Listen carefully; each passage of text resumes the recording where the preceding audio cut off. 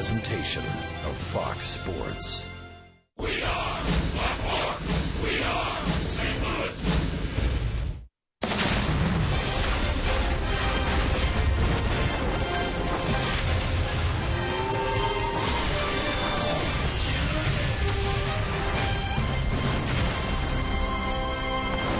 This is St. Louis Cardinals baseball. And tonight from the Great American Ballpark in Cincinnati, the Reds playing host to the Cardinals in Game 3 of their 4-game series. Record since July 1st, and the Cardinals have an advantageous schedule coming up. They will see Milwaukee, Colorado, and Cincinnati. Those three since July 1st have gone south. Welcome to game number 3 tonight on Fox Sports Midwest. That's the Matt Hungarian, Al Raboski. I'm Dan McLaughlin. The schedule plays out for the Cardinals to have success. We can say that, but the team has got to do it. Absolutely. You got to really concentrate. You got to manufacture like it's a pennant race, and you got to play these guys hard. We saw last night that even though they're not winning many games since July the 1st, they can jump up and they can beat you. So you really have to concentrate hard and play the game 100%. When we come back, it's a look at John Lackey and the difference that he's made for St. Louis since he was acquired from Boston. John Lackey gets the call tonight. Baseball coming up.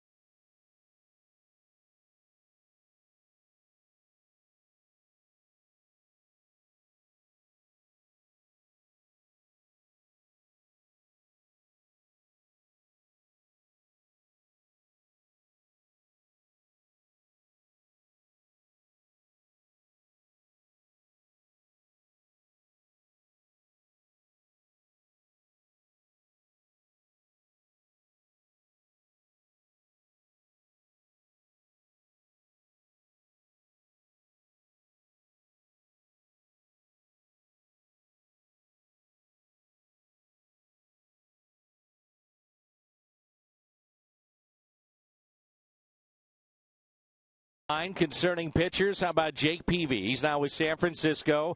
The A's, the biggest mover and shaker at the deadline, with Samardzija and Lester and David Price going to Detroit. Tonight for the Cardinals, though, it's John Lackey, picked up from Boston.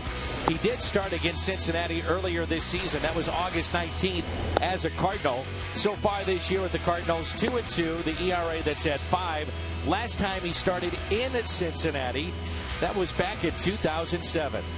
We'll talk about some season debuts when we come back. This is Cardinals baseball on Fox Sports Midwest.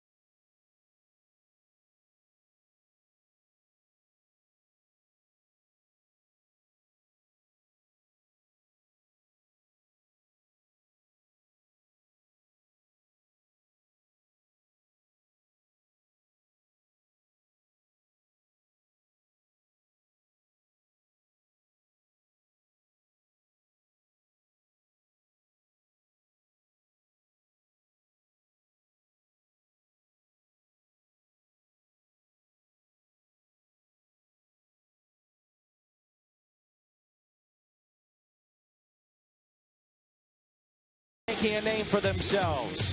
Sam Tuivailala making his Major League debut and recording his first ever Major League strikeout. Late in the game, Xavier Scruggs with a double off the right field wall, his first Major League hit.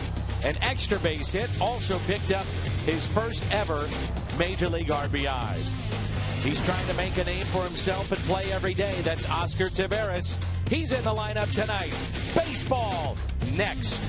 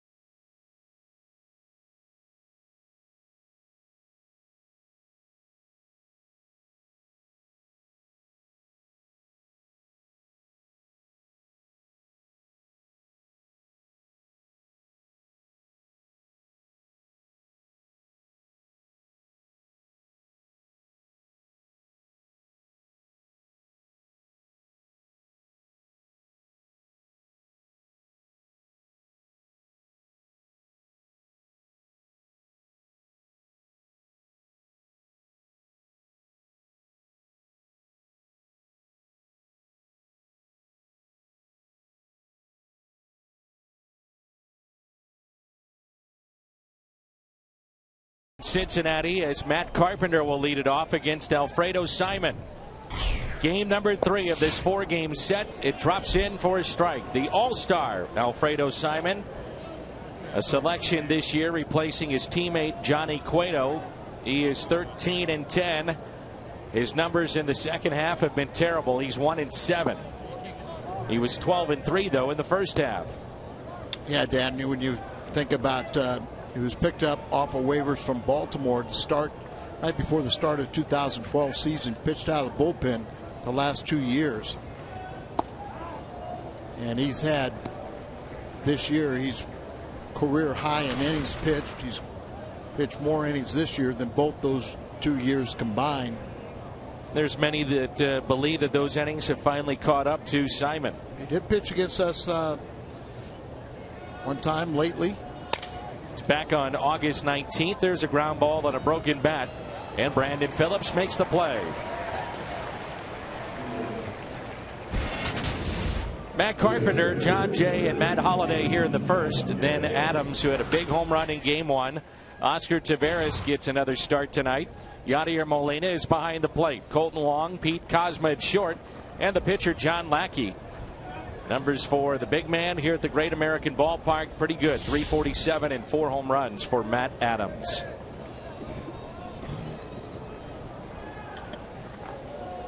Here's John Jay, and the first pitch is fouled back. You bring up a very interesting point when you think about Alfredo Simon. Does he move back to the bullpen next year? And Brian Price has said absolutely not. We see him as a starter in 2015 for our club. Well, that's where he wants to be. But because of Latos getting injured first day of spring training, it cleared a spot for Simon this year in the rotation. 1 ball and 1 strike. John Jay, another start in center field. What a second half and what a year he's had. He's 2 for 6 in this series. On the inside corner, the home plate umpire is Tom Hallion. He's also the crew chief. Al Gibson is at first, Chris Guccione at third, and Paul Nart on the infield as well.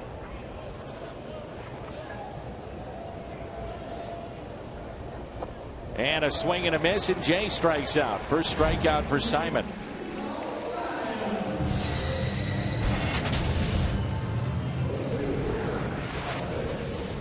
Let's look how the Cardinals will line up defensively in the bottom of the first. It's presented by Dobbs with Holiday, Jay, and Taveras. We told you about the lineup. This is where they'll be positioned. Cosma and Wong, the combination up the middle. Adams and Carpenter on the corners, and Yadier Molina behind the plate for the Cardinals tonight. And a strike to Holiday. Mike Matheny trying to keep some of his regulars a little bit rested whenever he could, and really a good opportunity with Peralta sitting out today. He's had sub 200 year against Cincinnati pitching. 1 ball and 1 strike.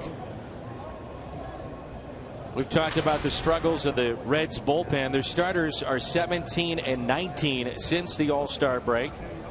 In the first half, they were 11 games above 500 with an ERA just over 3. And Holiday pops it foul and out of play. And in the second half, the Reds relievers 0 for 14 win-loss record. The offense has just taken a hiatus. Got the worst numbers in baseball: runs scored, batting average. I don't know if you can honestly evaluate Brian Price in his first season and say he's done a good job, manageable job, poor job. When you have these types of injuries to the biggest names on the roster, it's tough to maintain a winning record for 6 months. I was talking with Reds broadcasters about that same thing. You know, it's just not fair to judge him. He lost his #1 starter, Lato's first day of spring training. Votto's only played in 62 ball games this year. The projected lineup for the Reds has only been on the field together 12 games. They're 6-6 during that time, with almost scoring 6 runs. But just total injuries. And it's a 2-out walk to Holiday. We've seen the Cardinals, how they'll line up in the bottom of the first. How about the Reds tonight? Some changes for them defensively with Heisey in center field. Ryan Ludwig is in left, and Jay Bruce is in right. Then it's Frazier, Cozart, Phillips, and Pena on the infield. Mesoraco, big game #2. He's behind the plate, and here's Adams. Heisey, just his 7th start in center field this year, and has not started in center since July 30th. So Billy Hamilton gets the night off. That pitch way inside to Adams. Put the finishing blow on the Cincinnati Reds in game 1 with a towering home run to right. And Dan, what you got a club like Cincinnati, you want to score first. You want to get out ahead of them like you did in the first game of the series. If they get up on top of you, then they're going to play pretty competitive baseball with you. But if you can get the lead, then they kind of look till tomorrow. And what a pitching matchup we have tomorrow afternoon. Lance Lynn, Johnny Cueto. The 2-0 is ripped down the right field line. He was ready for it and pulled it foul. Last night, Adams went 2 for 4 with a run scored. It was home run number 15 on Monday, double number 30 yesterday. Checks in with a .291 average and what has been a very solid season as the everyday first baseman for the Cardinals. And here in the Queen City, Adams, very good numbers. We showed you those when we gave you the lineups. He's becoming a power source in the month of September. He's got 10 home runs in September, career-wise.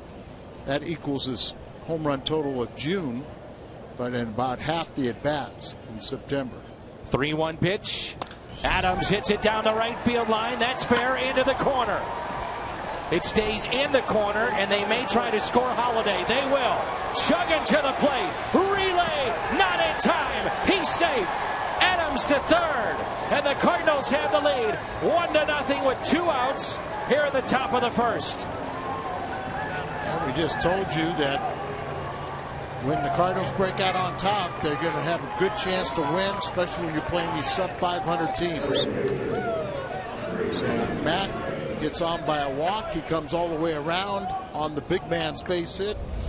That is his 64th RBI, right at the bottom of the zone. You're going to see a lot of sinking fastballs. You see splits from Simon, and Holiday he wants to come on home. They had to wait to send him because it's stuck in the corner. There is chain link fence out there near the bullpen, and there's a strike to Taveras. There's also the padding, so once it hits that padding or the chain link fence, it takes a different direction in how that carom would go. And so the right fielder, which is Jay Bruce tonight, had to wait and then dug it out. That's a base hit into right. Oscar Taveras makes it 2-0 St. Louis.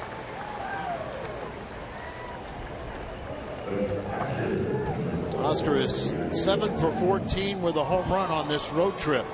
Drives in his 21st run.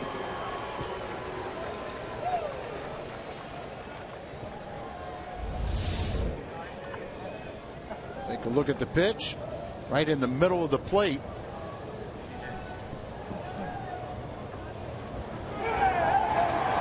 So Taveras picks up the RBI. 2-0 Cardinals. Molina with 10 hits in his last 10 games. By the way, that was a double for Adams. Takes third on the throw. His 31st double.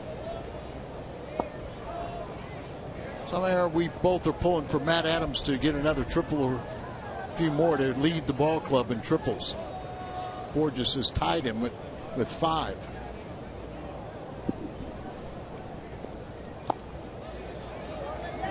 Nothing in 2 the count.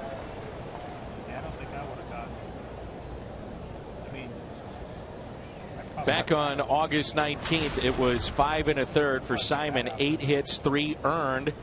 Cardinals won that game 5-4. He took a no decision. That pitch in the dirt, and Taveras reads it. He's on his way to second base and in scoring position. Now can Molina make them pay for the wild pitch? I think little things like that Mike Matheny appreciates. Oscar Taveras trying to the little nuances of the game, be alert on the base paths.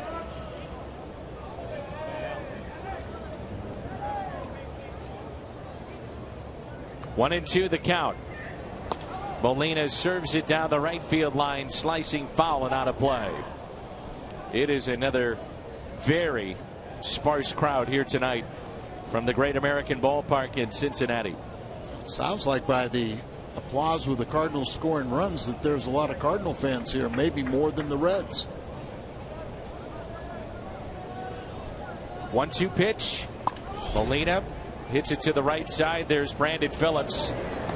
Oscar Taveras, Matt Adams, both with 2-out RBI base hits. The Cardinals strike first here in Cincy.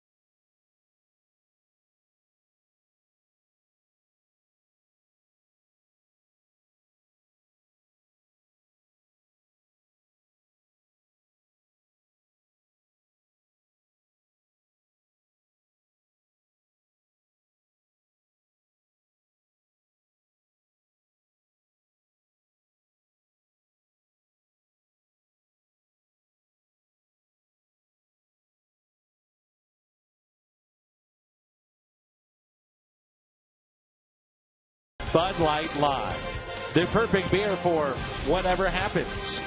Come in and visit Mid-American Chevy dealers and make your move to Chevrolet today. And by Menards. Save big money at Menards on all your home improvement needs.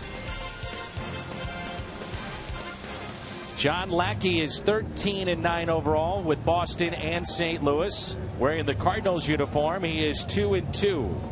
He's had 2 starts against Cincinnati, and it's 12 innings total against the Reds. He is our Kia starter tonight. A look at the Reds lineup. No Billy Hamilton at the top, so Chris Heisey will lead things off, followed by Brian Pena and Todd Frazier. Devin Mesoraco, home run, pair of doubles, 3 RBIs in this series. Then Brandon Phillips, Jay Bruce, Ryan Ludwig, Zach Cozart, and the pitcher batting ninth. That's Alfredo Simon. So here is Heisey. All the way back in 2009, he was the Reds minor league player of the year. He could play all 3 outfield spots. He's developed into a real good pinch hitter, and especially with the power. He leads the major leagues with 4 pinch hit home runs. That's 1 shy of Jerry Lynch's single season club record. And it's tied for the lead with 11 pinch hit RBIs. He's got 10 pinch hit career home runs. Here's a 2-0 pitch. Now 3-0. Velocity has dropped just a bit as this season has gone on for John Lackey. Not a ton, but enough that you do notice. I think everything's been a little bit off. And his fastball had a little more bite, a little more life to it. His breaking ball was, a little harder and a little more downward action, but he's a big game pitcher, and this is a big game for the Cards. They give him a 2-0 lead, and he walks the leadoff man.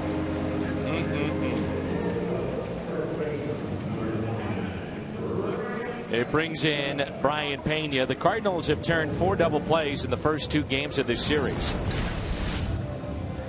And around the horn brought to you by Dobbs. So it's Lackey and Molina, the combination, and the battery tonight. So Heisey is aboard. It brings in Brian Pena, who is 5 for his last 12. He's starting to get hot, and that pitch taken for a ball up. Lackey didn't like it. It was a ball. And Pena was 3 for 34. So now he's starting to pick things up in the other direction. 1 for 5, pair of runs scored in this series. 1 ball and 1 strike. He's one of those guys, a switch hitter, kind of puts the ball in play, but not a lot of home runs. All 5 of his home runs from the left side and just 25 RBIs. Because of the injury to Votto, this has turned into a career year for Pena, getting a chance to play every day, either at first base or behind the plate. He's played the most games ever of his career, number 107 tonight. He's 1 home run shy of tying his career best. And a breaking ball that misses. That was awfully close, and now it's 3-1. You don't have Billy Hamilton in the lineup. You would think on a 3-1 pitch he'd be off to the races, but we'll see what they want to do with Chris Heisey.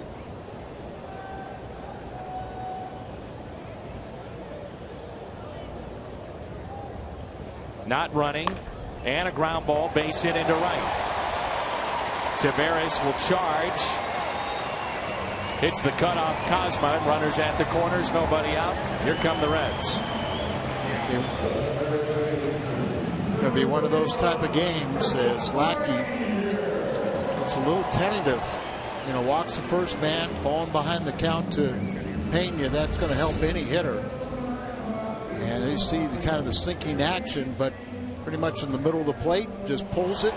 Heisey sees the ball to right, goes first to third with ease. Been a productive year for Todd Frazier, only player in the major leagues right now with at least 25 home runs, 73 RBIs, 19 steals. It's now 74. And it's a 2-1 lead for St. Louis. This is not what you wanted to see from John Lackey. No, not at all. And just kind of funny the way John's throwing out there. This is his 8th start, and just really don't see him kind of finishing off his pitches at all.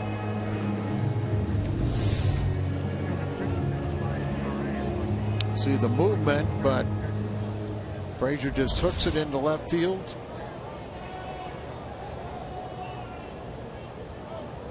Let's get the triple play then. Devin Mesoraco.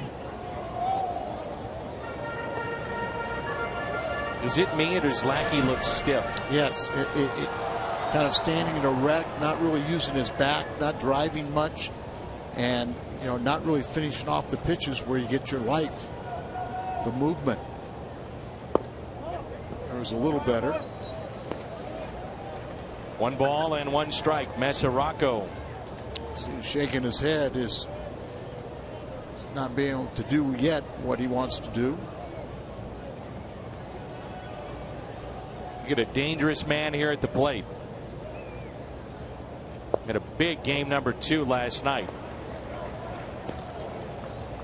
That's a couple of times now Lackey has stared back into the home plate umpire. Tom Hallion is the crew chief for home plate umpire, and I can see him, Hallion, bending over talking with Yachty as Yachty's trying to plead Lackey's case. Incoming. 2 balls and 2 strikes. Mesoraco with a home run last night.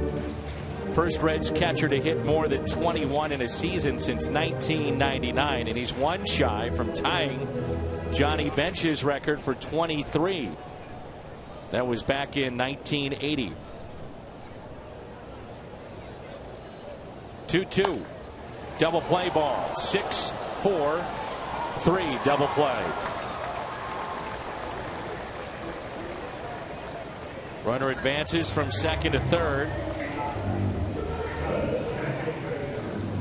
And it brings in Brandon Phillips. It's just the 5th time Mesoraco's hit into a double play, and hopefully Lackey can get Phillips out. Phillips is 1 for 8 against John with 4 strikeouts. Maybe regroup and change his luck from the rest of the point.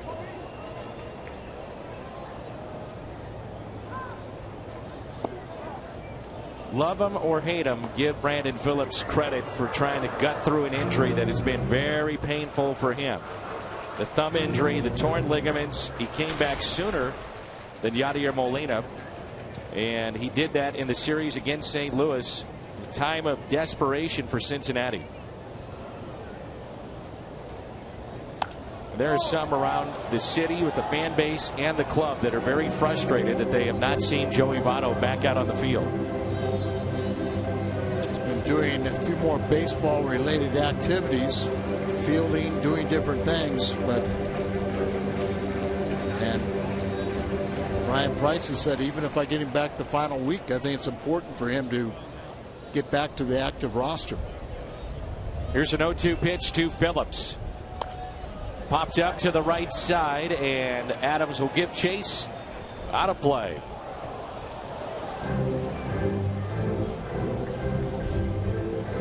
Phillips on a modest 5-game hitting streak at the start of play tonight, hitting just .259.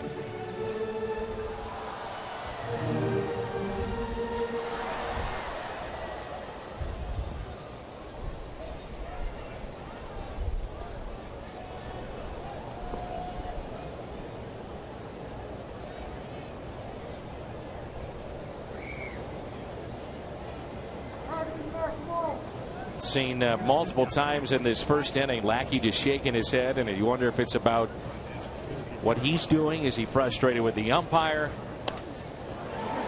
In the air out to shallow right center. There's John Jay. Reds get on the board. We played an inning. It's 2-1 St. Louis.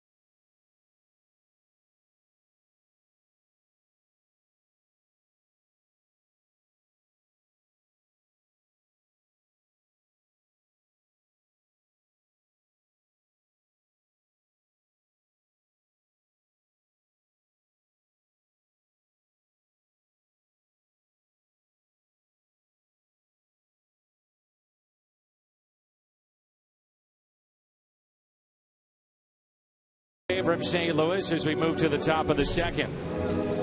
We say hello to Jim Hayes as Colt Wong will lead it off. And Jim, how about Michael Wacha? How did he fare after the start last night? Dan, I think the best news is that Wacha told me he feels really good today. Not much soreness at all. 4 innings last night, 5 earned for Wacha through 70 pitches. He told me he didn't have his good command last night, particularly with his fastball. He says with no fastball makes the changeup pretty hittable. He told me he's not discouraged at all by his progress or the perceived stumble last night. He just feels like he put his team in a bad spot last night. But I got the sense talking to him today, Dan, that he's chomping at the bit to get out there for his next start. May have been a push to look at Wacha going 5 innings, and obviously that's when he ran into trouble. But you worry about him physically, and you're saying that he came out of that start feeling great and ready to go. Yeah, he told me even before that he felt very strong, and he felt like his stamina, his endurance was where it needed to be. The problem he's having is with his command. Last night it was a fastball. He's had some issues with his off-speed stuff, but he feels like it's coming along, and the Cardinals are very encouraged that he was able to make it through last night, and they think the best from him is yet to come. I know we say it a lot. It's pretty amazing that you have a player in Pete Kozma that is a starter on 2 teams that go to postseason play, and yet he spends the majority of the next year in the minor leagues. So that's what's happened with Pete. What's the role for Pete down the stretch? Still to be determined. It's been forever since Kozma started a game at shortstop for the Cardinals, but like everything else, it seems, he takes it in stride. He told me he played plenty of shortstop in Memphis, so he should be good. He did get a start with the Cardinals at second base earlier this month. Still, I asked Kozma if he felt like he had something to prove, and he told me they know what they have with me, so I'll just play. Pete Kozma, Dan, you know it. Game-winning hit, 0 for 4. Same Pete Kozma. Very, very even keel. Yeah, we saw that 2012 with his dramatic hit in Washington. As John Lackey looks at his strike, Xavier Scruggs picks up his first major league hit and RBI yesterday, and he was your guest on the pregame show. Yeah, I asked him what the feeling was like once he knew that that was a hit, his first major league hit, and he said, I felt like I could breathe again. It's been a real whirlwind for Xavier. He got called up from AAA, then inserted right into the starting lineup. Didn't know that he was going to start until he saw it on the lineup card. Got through that. But he says he feels like he's learning on the fly, and the Cardinals like his bat, Dan. All right, Jim, good stuff. And an easy 1-2-3 inning for Alfredo Simon. Lackey back to work when we come back. 2-1, St. Louis over Cincinnati.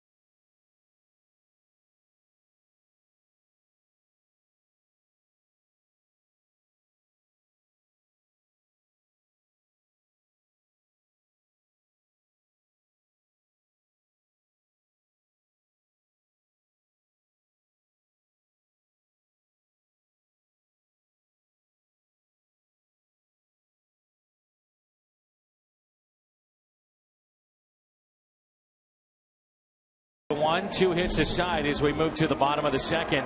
And we turn to Al Hrabosky's Toyota keys to the game. It's real simple. Keep the Reds in the ballpark. Lackey, one of the problems he's had, he's allowed 23 home runs this year, 8 home runs while pitching for the Cardinals, and most of the time they've had runners on base. And then jump on Simon's mistakes. he's kind of running out of gas. He'll leave enough pitches that'll be up over the middle of the plate. You got to jump on those. Beautiful night here in Cincinnati. The threat of rain is there. However, we hope it passes through, and we'll have day baseball for you tomorrow. It'll be an early start back home in St. Louis.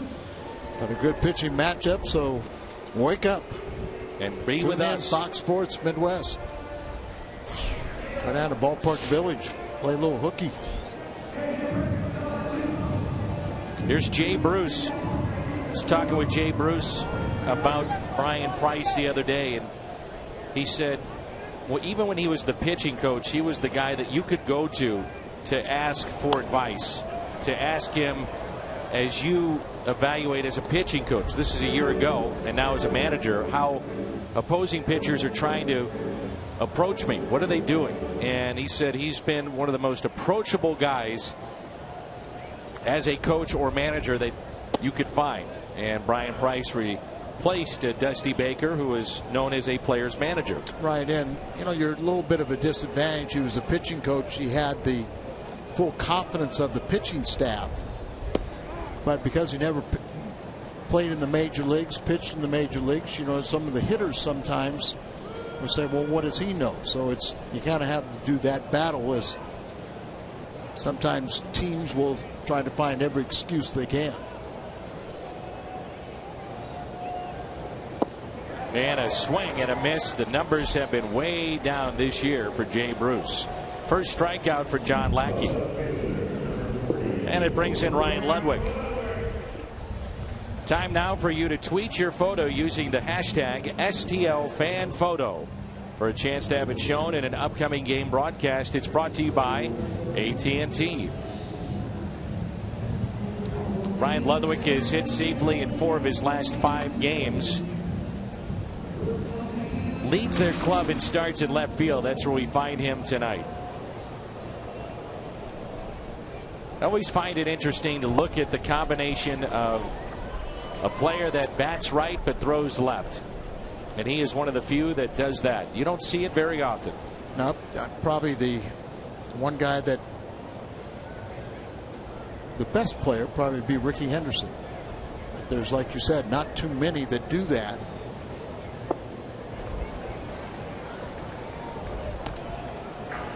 Nothing in 2 the count. Ricky Anderson, the Hall of Famer, and arguably the best leadoff man to ever play the game. And be careful now, because you're treading on the anniversary of Lou Brock and breaking Maury Wills' stolen base record 40 years ago today. That was quite the night.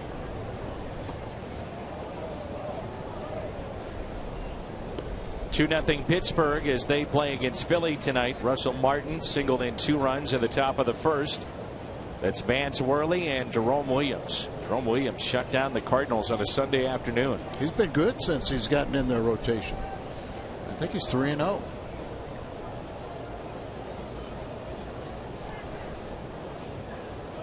The 1-2. That's tapped foul.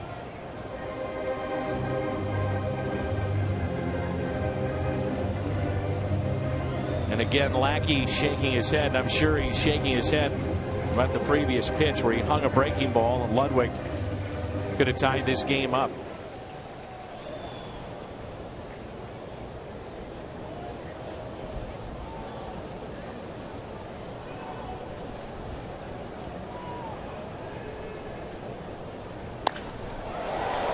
Out to left, and he's tied this game up.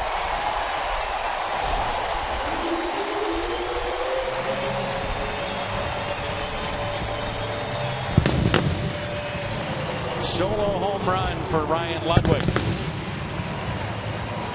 And Ludwig now with 9 home runs, 43 RBIs. The 9th home run that Lackey has allowed as a Cardinal pitcher, 24th overall. And as I said, a lot of his home runs as a Cardinal have been with runners on base. This is a solo shot. You can see middle, right in the middle of the plate. He's always been a low ball hitter, and he got a pitch to his liking. That's chopped foul off the bat of Zach Cozart, who tripled last night. Went 2 for 4 with an RBI, a run scored, and a walk. He's hitting .226. Been bothered by wrist issues. Committed just his second error last night since the All-Star break.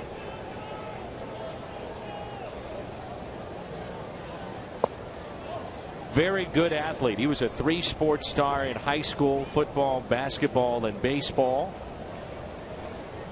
And it was just over a week ago, had his first child, little boy named Cooper. A ground ball to Cosma. The throw is up the line. The tag is there, and there's 2 down. Well, speaking of the great Lou Brock, here it is when he made history. Sets the single season stolen base record. 105 for Lou Brock. In that game, he stole 104 early in the game, around the 2nd inning, and then he stole the record there in the 7th inning. Simon with a base hit down into the corner. He's chugging for 2. Alfredo Simon, who came in hitting .098, picks up a double. And he's all smiles. He's surprised, and so are his teammates. The ball running in on him, and that probably helped the swing. Kind of opened it, cleared the hips, pulled the ball down the line. Carpenter was off the third base line, was down in the corner for the double.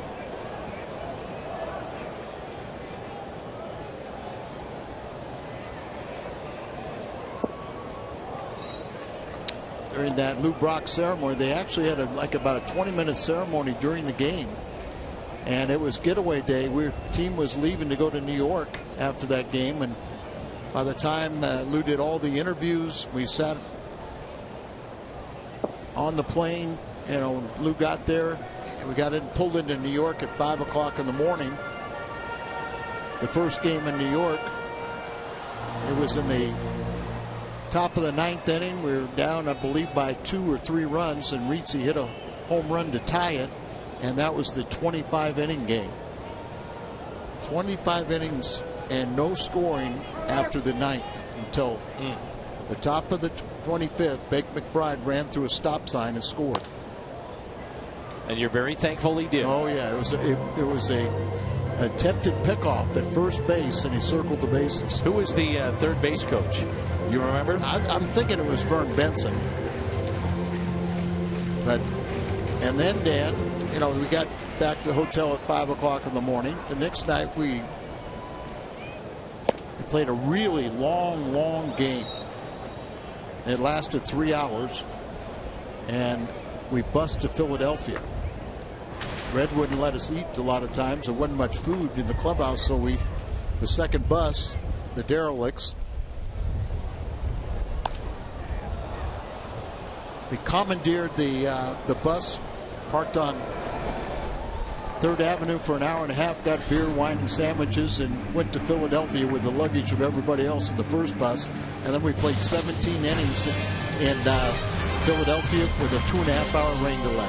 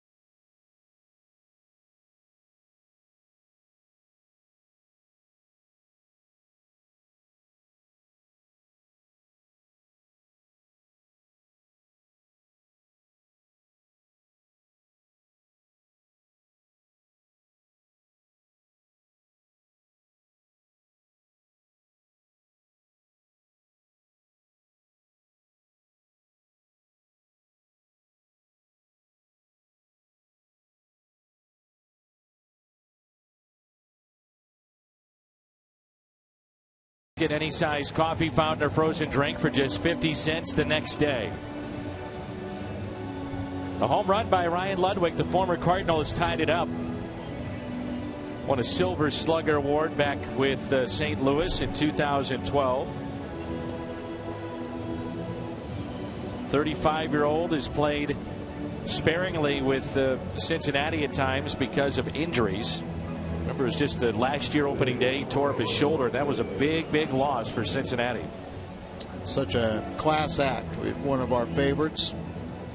Always plays the game the right way, plays it with intensity, and I think Cardinal fans and Cincinnati fans will be disappointed if he calls it quits this winter.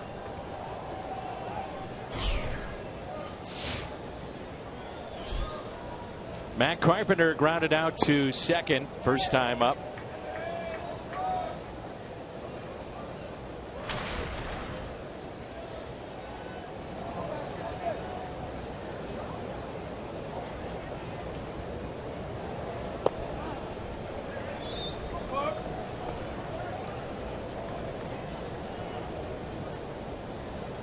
One ball and one strike.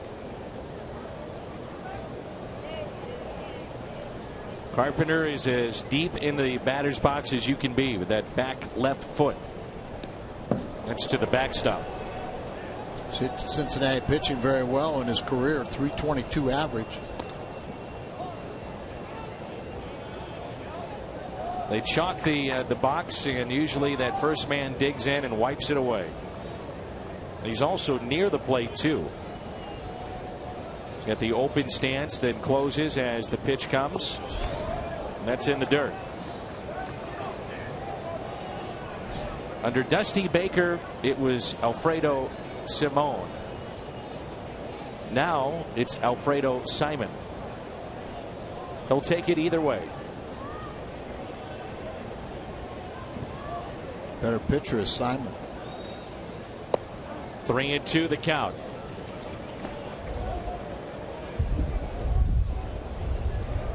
No matter what the count starts out, but it just seems like high percentage of the time it'll end up a 3-2 count for Carpenter.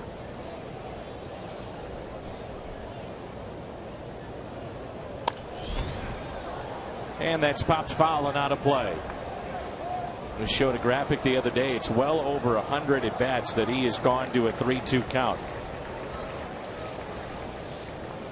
He sees more pitches than any other National League batter, but it's 4+, but it seems like that should be much higher. Big gap in right center and a 3-2 pitch. He draws a walk. Alfredo Simon with his second walk issued tonight, and it brings in John Jay.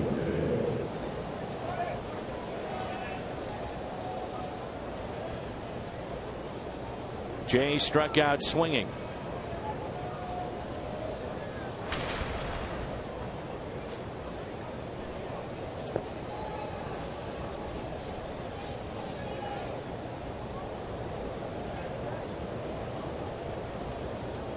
Corners are in. Outfield is straight away. And the first pitch taken down and in.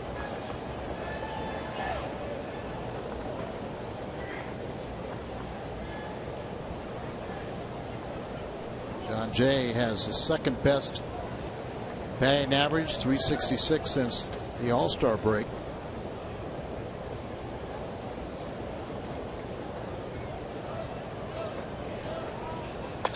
And he drives it into center field for a base hit.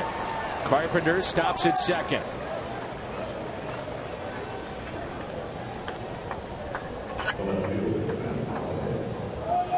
And coming up, it's the BJC Healthcare difference maker, Matt Holliday, following the single from John Jay. Highest average at the Great American Ballpark. David Wright at .345. He comes through, though, just one time a year. By the way, he's been shut down for the season with a bad shoulder. Then Lyle Overbay, Holliday, Molina, and Prince Fielder. See also where Pedro Alvarez is going to miss 6 to 8 weeks with a stress reaction in his hand. So the second time we've ever heard. Remember, you heard hurt his hand. Has stress reaction in. It was his foot, wasn't it? But I thought I read that it was his hand.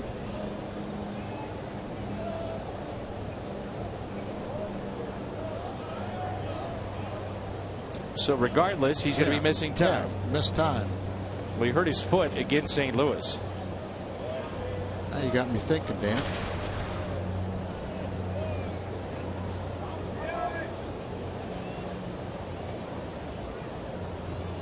That's dangerous, you know.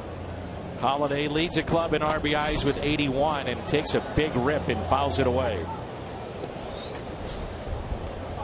He's in the top 5 of the National League in this spot. Runners in scoring position. He's hitting .350.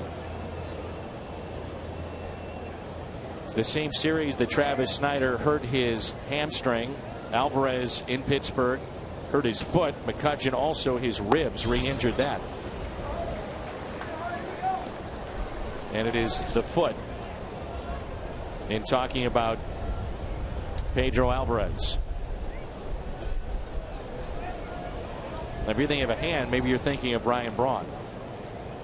Possibly. Who also has been held out of the lineup, I believe, tonight by Milwaukee. 2 runners on and a 1-2. Swing and a miss, and Holiday strikes out.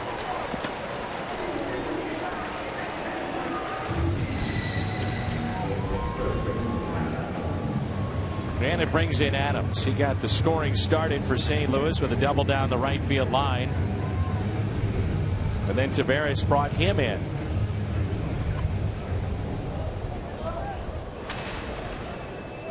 Dustin Pedroia has been lost for the season as well for the Boston Red Sox with a hand issue.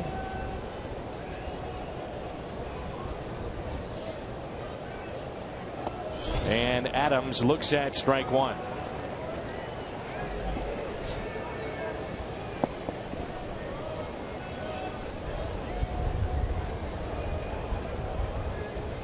He's talking to Matt about this ballpark. He just says he just feels good here. Good batter's eye.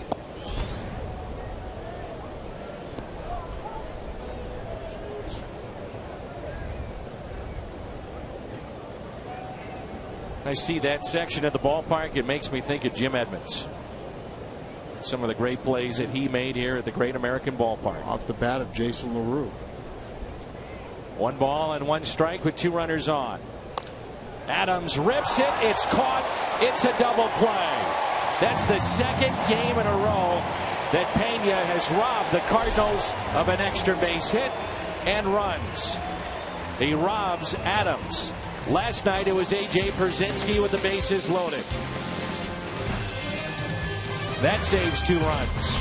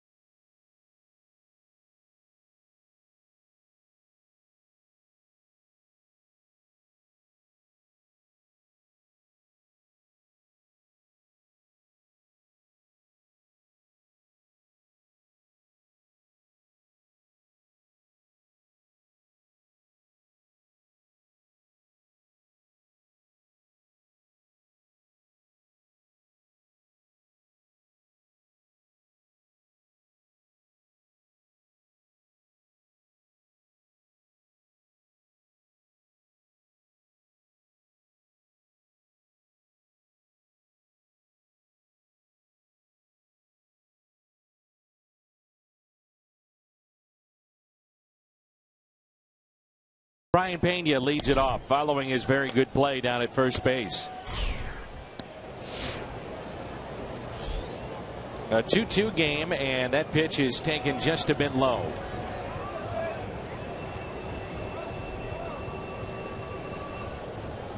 The Cardinals acquired John Lackey, and since the trade deadline, this team is 8 games above 500. I was saying it the other night. It just seemed like there were players that were a bit comfortable.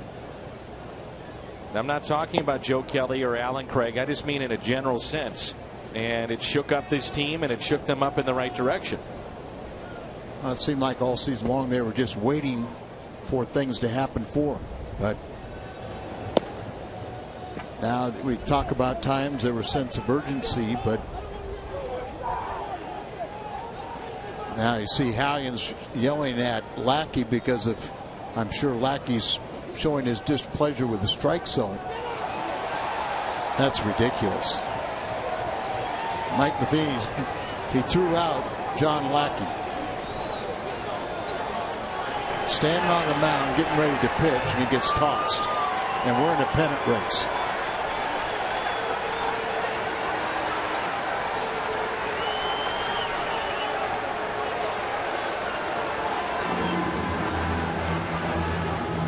Mike Matheny has a real legitimate complaint right here. You're in a pennant race and you get a pitcher tossed that doesn't say a word, standing on the mound getting ready to make a pitch. I'd like to see the fine he should get.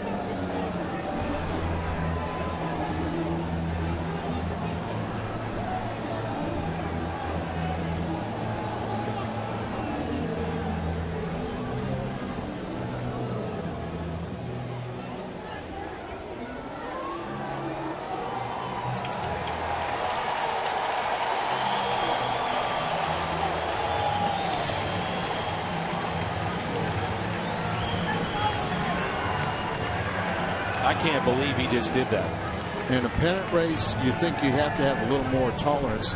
And here's Tom Hallion, who's, you know, the crew chief. He's been around a long time. He looked in a couple times displeased, but I didn't see any outward real gestures that really made you think anything. And Tyler Lyons will be given as many pitches as he needs to get ready.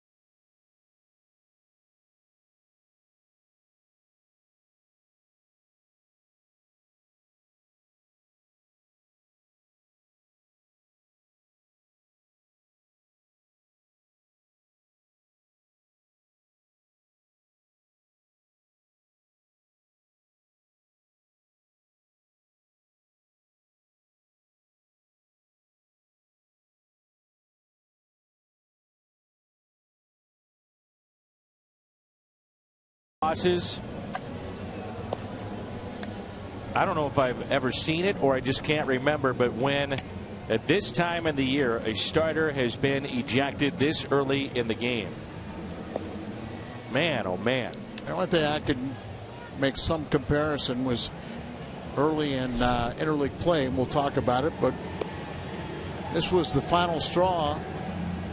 As you see Lackey looking in, and Yachty's trying to tell him, Tom Hallion, hey, let's control it, put some mask back on. And he said something, and he gets tossed. I wonder if there's a history here. Now, Lackey is an edgy customer. I don't think there's any doubt about it. That's his reputation, and I'm sure there's been times where he's questioned an umpire's strike zone. He's been in the league forever. But again, I think you got to bite your tongue if you're Tom Hallion, as much as you may not want to at this time of the year, unless he had just had enough and had said, through Yachty or Molina, hey, you better calm your guy down, and I've had enough. Well, who knows? But there's still no excuse. If you're going to be an umpire, you're going to have to be able to put up with a little bit. And as a pitcher, you should have the right to say, was it outside? Was it inside? High, low? And that way I can correct, my pitching and trying to tell where I'm going to go up and in. So Tyler Lyons, who gets ready quickly, inherits a 3-1 count.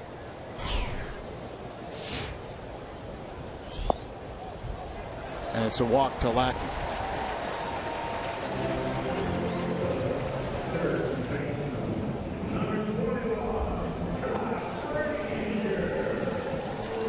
So Lackey charged with the walk, and it brings in Frazier. John Lackey ejected 3 times entering the season. Last in 2009, he was with the Angels. They were at Texas, and he was charged with throwing at Ian Kinsler by Bob Davidson. It was the second pitch of the game. But obviously there was something that had transpired before, or the previous series, where both benches were worn before a pitch was thrown. I remember Albert Bell, the first time White Sox came through an interleague play. Here's a ground ball. Out at second, and the double play. I'm not sure this is necessarily the worst thing, because in watching Lackey, and we haven't seen him a lot, he didn't look overly sharp tonight. Good point. I mean, so he was battling a little bit, that he didn't look comfortable, and maybe this would be the little, if Lyons as good as he was backing up Masterson in that first game of the double header, Cardinals may get catch a break. The thing I love about Lackey, though, is his edginess and what he has brought to this team. And I'll go back to when Starlin Castro thought he had a pitch he should have driven out to Ballpark Village and was screaming going down the first base line, and Lackey didn't appreciate that. And it just seemed like the team, it woke him up a little bit, or they took notice to that. But it's not necessarily the worst thing to have some edginess with some of the individuals on your team. No doubt. And Lackey's been on winning ball clubs. He's a winning player. That's why he was acquired.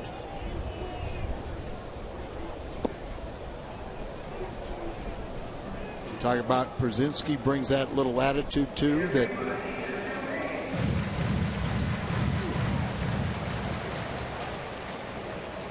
here's a 3-0 pitch, and a walk issued by Lyons. Cardinals have turned 2 double plays tonight.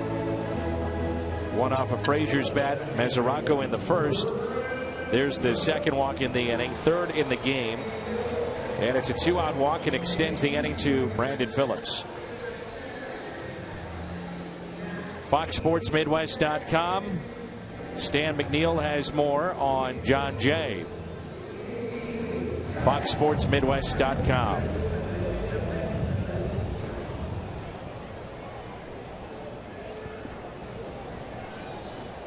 So here is Phillips, who flied out to center. And a ground ball. Cosma.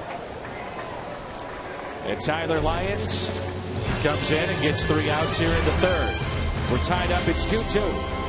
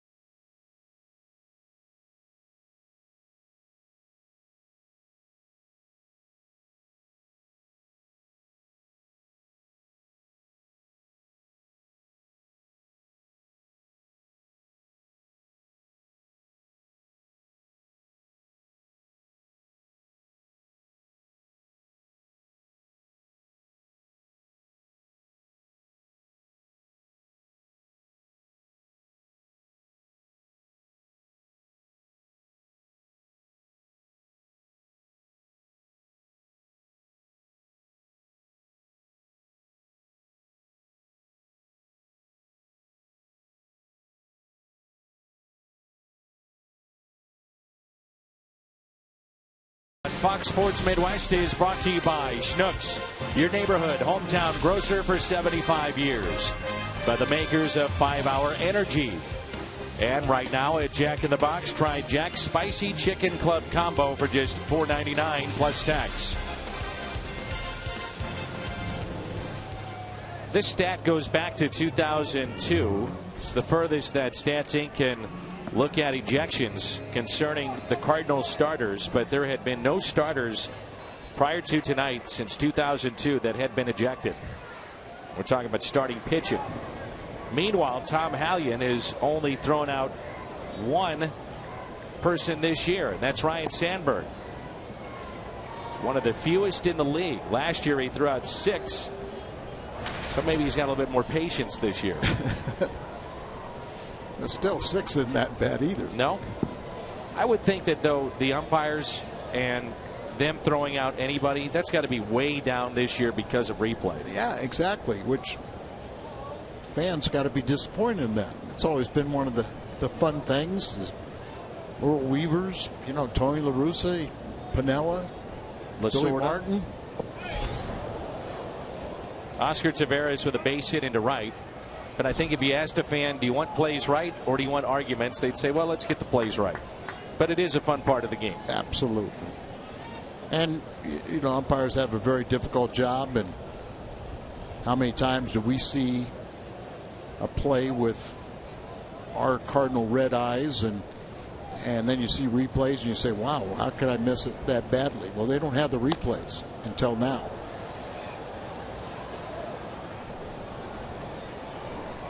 And they're also human beings too, that, you know, things are, you know, you're supposed to let things off the field stay at home, but you know, sometimes they do filter in during the game, whether you're a player or an umpire.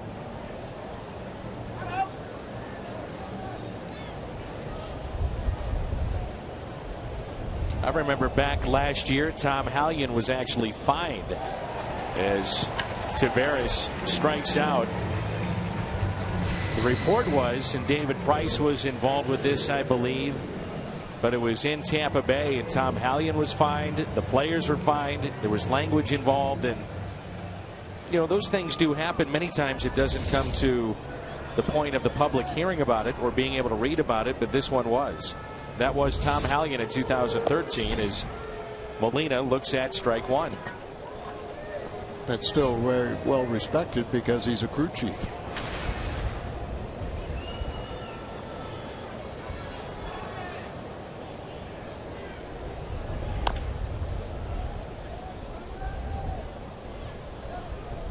That's one of those little aspects of a catcher, you know, that many times how a catcher handles things, and I would say Yachty does an excellent job, has a great relationship with the umpires, that they save a lot of their pitchers by him diffusing something.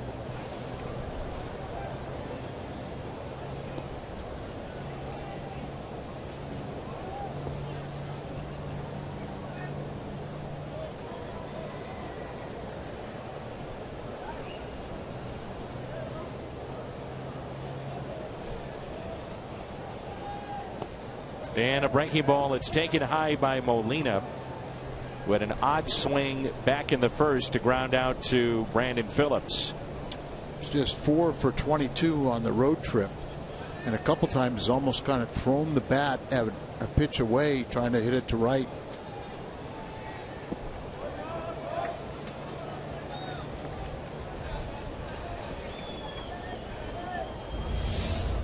This is before Tyler Lyons came in to warm up, and you can see Molina talking with Tom Hallion, just trying to keep the peace maybe. One of the things you say, hey, you know, don't penalize the new guy coming in.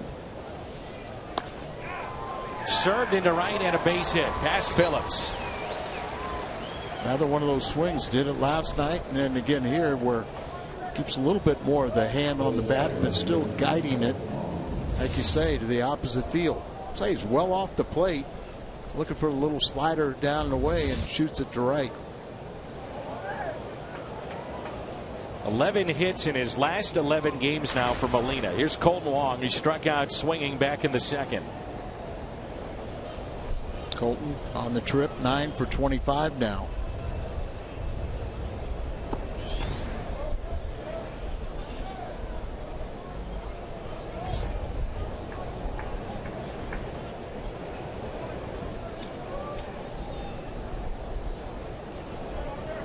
A 2-2 game. Cardinals got 2 runs in the first with 2 outs.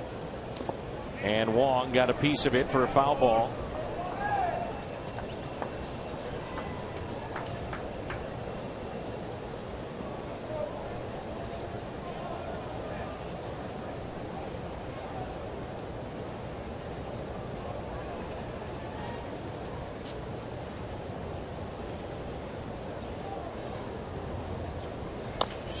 Little chopper up the middle. Phillips gets a lead man. That's Molina. And Wong will be the runner at first with 2 outs. Most popular way to follow the Cardinals' push to the postseason is MLB.com at bat. #1 app for live baseball. All you have to do is visit MLB.com. Here's Pete Kozma. I like what Jim said in his report about visiting with Pete. Do you have anything to prove? No, not really. These guys know what I can do. That's Pete to a T. And Mike Matheny said the same thing. He goes, we know what he can do. He's always ready. He was commenting about some of the magic that he's had in Septembers in the past. And just think about, without what he did, particularly in 2011, the Cardinals wouldn't be in the World Series. This great September. I thought the worst ejection I had seen involving the Cardinals late season was 2005. The Cardinals were in the championship series against Houston, and Jim Edmonds was ejected, and he either represented the tying run or the tying run was at first base, and he was arguing balls and strikes and was ejected late in the game at the plate. One swing of the bat, it's a different game.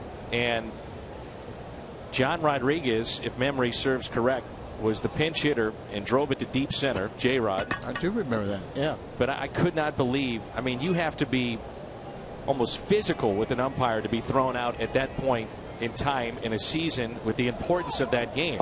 Runner goes. Wong is out. Good throw. And they catch him. So Mesoraco's had a breakout season offensively, adding to what has been a tremendous year also defensively, catching Colton Wong. Just the 3rd time he's been caught this year.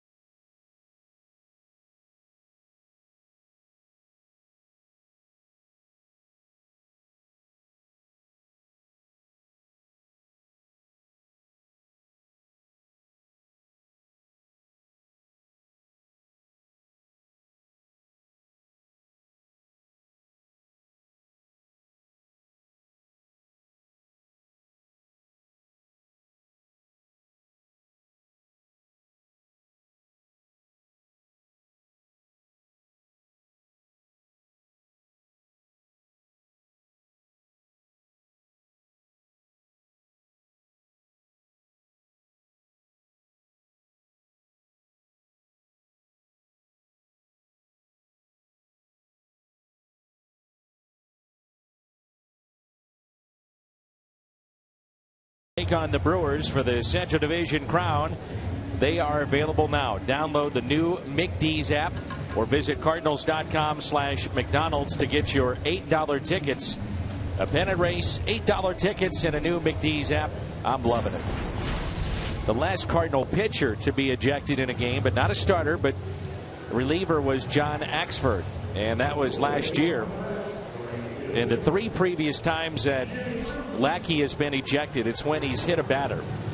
And probably those cases have been both benches warned and he's hit a batter, and that's it. We've seen that before. So, second inning of work for Tyler Lyons. What's cooking for the Cardinals, brought to you by Farmland Foods. The division leaders, and the Cardinals right there with Washington, with the Dodgers. And it's not only about trying to wrap up the Central, but potentially having the best record in the National League, and that's not far-fetched. And that includes tonight's loss by the Nationals. Atlanta beat them.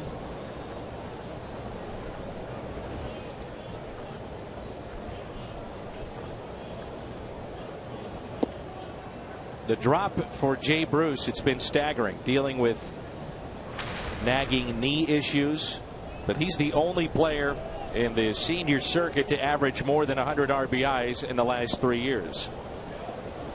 And you'd have to think that his swing is tailor-made for this ballpark. 1 ball and 2 strikes.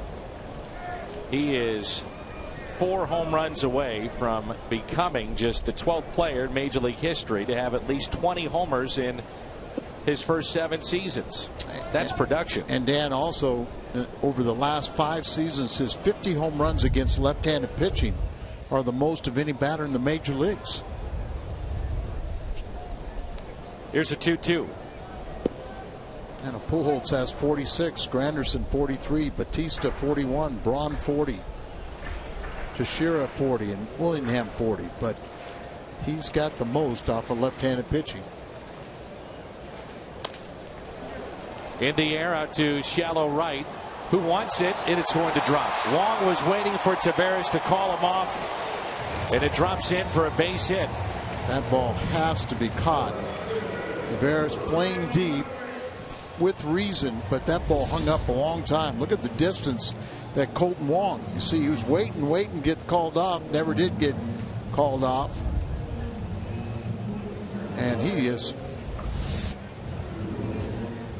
close to 100 feet out on the outfield grass. So I'm sure they'll get together and communicate on that one.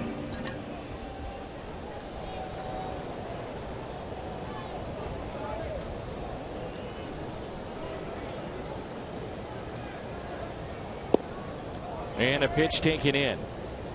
Mentioned last night, one of the best signings that John Mozeliak made was a guy that he found, and he was known in baseball circles, but the Cardinals took a chance on Ryan Ludwig. And Ryan Ludwig was saying to me before the game, I can thank the Cardinals and specifically John Mozeliak. John was the assistant to Walt Jockey at that time, and really kind of in charge of finding those 6-year minor league free agents. And because of his work and scouting and everything else, he knew about Ludwig, a very high prospect that had some serious injuries and became available, and but he wore the Cardinal uniform very well. 2 balls and a strike. John has been Mozeliak with the Cardinals since the early 1990s in just about every facet of the front office. Run the draft, scouting director, assistant GM, now the GM. One of the great runs in Cardinal history. The 2-1 pitch. And I was saying this the other day. I just think it's a testament to how good the front office has been for the Cardinals to have this many games played in 11, 12, 13, now 14, and still finding players, producing players, and getting them to this level. I think 3 times in the Cardinals' great history they had teams go 3 straight years to postseason, but they've never had 4 in a row, and the Cardinals are on that verge. On the doorstep of doing that 4 straight years. Cardinals had 2000, 01, 02, missed in 03, World Series 04 against Boston, 05 NLCS, 06 was the World Series, 07 mathematically alive in the final 2 weeks of that season. They got back in 09, 1-11. It's an incredible run. Off-speed pitch and a strikeout. Tyler Lyons with his first strikeout in relief of Lackey. How good has Tyler Lyons been? Remember, he nearly had 5 shutout innings with 8 strikeouts in the backing up Masterson, and he had a scoreless inning in Milwaukee. Now he's going to have the longer relief here. Think about these young lefties, you know, trying to win a spot in postseason, being a long man. Zach Cozart. It's also about making an impression in this final month. You know, Tyler Lyons was one of the last cuts in spring training. You're also auditioning. You know, you got a lot of scouts that start following the contending teams, and so you're out there auditioning not only for the Cardinals but everybody else. For Zach Cozart, really regarded around baseball as a plus defender. Nobody ready to challenge him at shortstop after the move of Billy Hamilton to center field.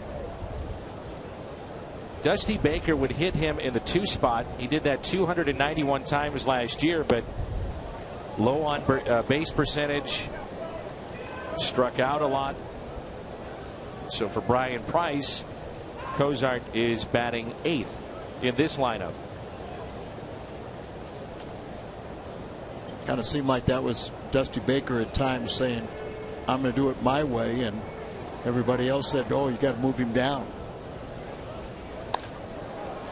And a high fly ball lifted to left field. Backing up, Holiday, and he makes the catch.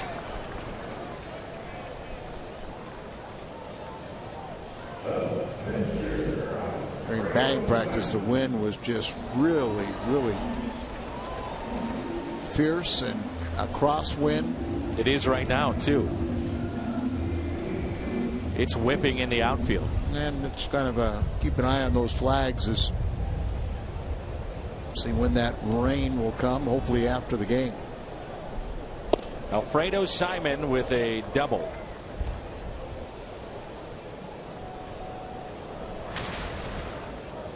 Swing there. I'm not sure he had his eyes open, but he was trying to duplicate it. This may be a base hit. It is down into the corner. Bruce digging for third. They'll wave him in. You've got to be kidding me. Alfredo Simon. The run will score. It's a double. His second double of the night. That scores Jay Bruce. And with that, the Reds have their first lead tonight.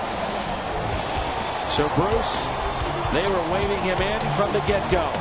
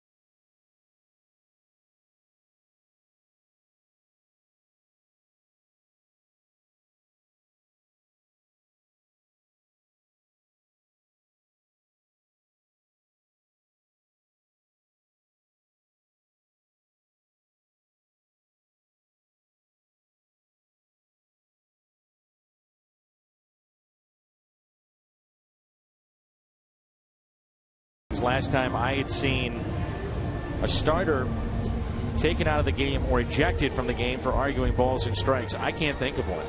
I mean, I'm sure it's happened many times, but I can't think of one. And I wouldn't say he was arguing. You know, he was questioning. There's a way to question. Well, I think we all picked up on the fact he was not happy with the strike zone. Yeah, and as I say, you have a prerogative where you can ask, is it where the pitch is? Why are you calling that a ball when I think it's a strike? And then maybe I can dial it in. So Simon, look at this, 62 at bat, 6 hits, 1 double in his career. Tonight, 2 for 2, pair of doubles. The last Reds pitcher with 2 doubles in a game was 1995. Pete Short. Remember that big lefty they had? Yep. He did that against Montreal back in 1995. Well, Bronson Arroyo was a pretty good hitting pitcher. Mike Leake is a very good hitting pitcher. If they're doing it, you understand. But Simon doesn't compute.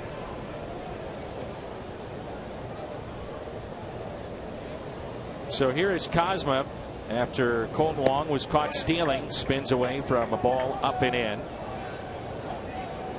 Pete, when he was called back up, made an immediate impact. Some good defensive plays, some key hits.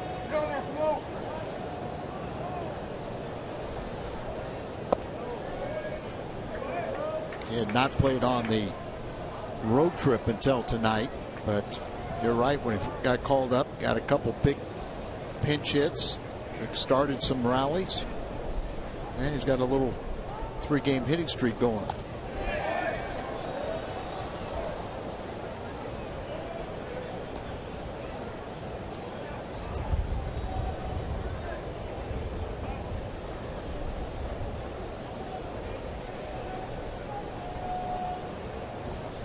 I think Davey Johnson and the Nationals remember Pete Kozma.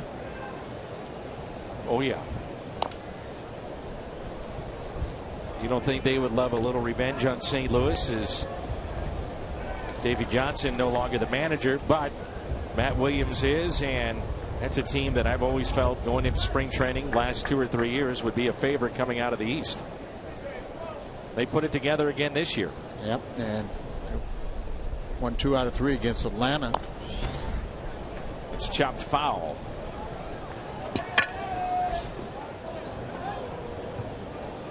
Have an 8-game lead over Atlanta.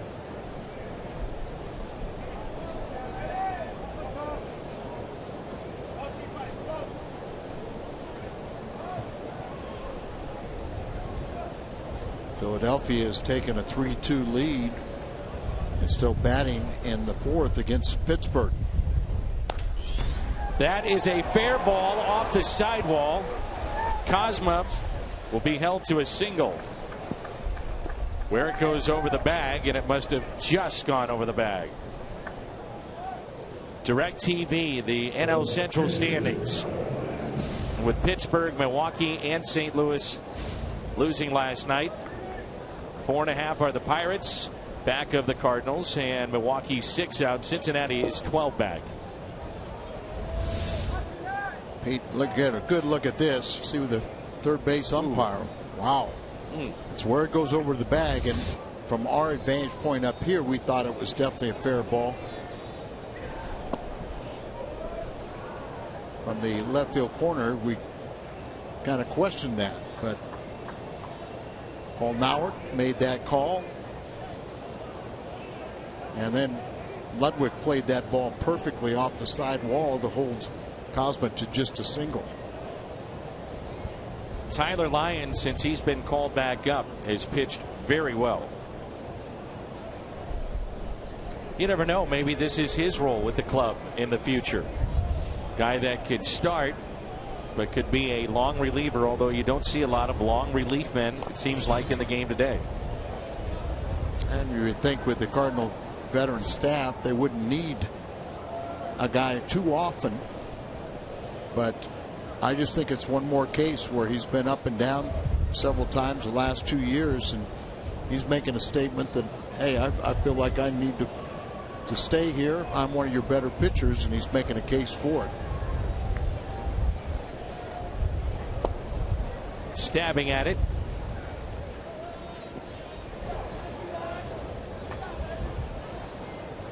Lions in the hole, 1-2. I always like it when the pitcher has a football background. And Lyons was an all-state quarterback out of high school in Texas.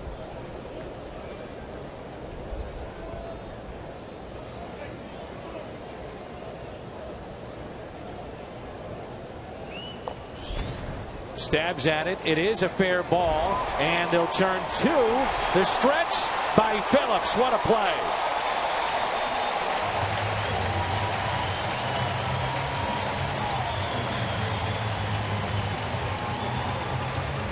Well, the one thing the Reds can do is that's play defense. They have the best defensive percentage in the National League and committed the fewest errors. And gets it down just fair. They pounce on it, get the force out at second base, and then Phillips gets the bounce and holds on. Phillips has committed only one error for the entire year. That's why I found it curious with their team leading last night that he was lifted in the game. Part of a double switch. And then we saw an error by Santiago. Yeah, remember the ball ate him up. But Jerome Williams is the gift that just keeps on giving. He has singled in Ryan Howard and Cody Ashe in the bottom of the third. And the Phillies have a 3-2 lead over the Pirates.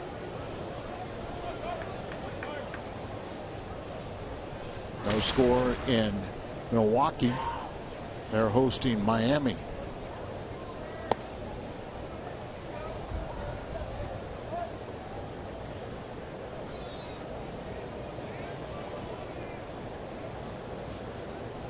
That game has an importance in the National League wild card.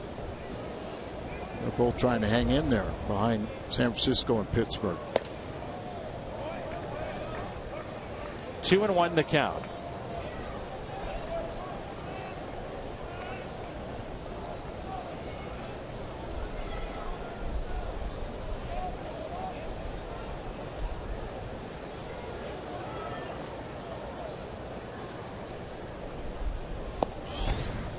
And a strike on the outside corner.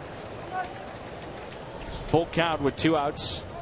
Nobody on for St. Louis, and what has been an odd game so far here in the top of the 5th.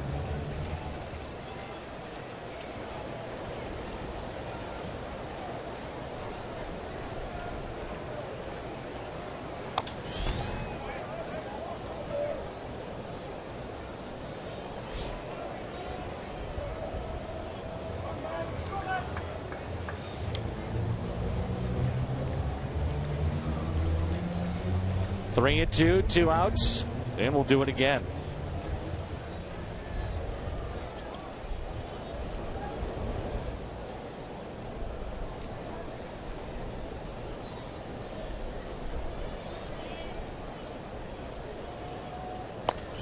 Hits it the other way and a foul ball.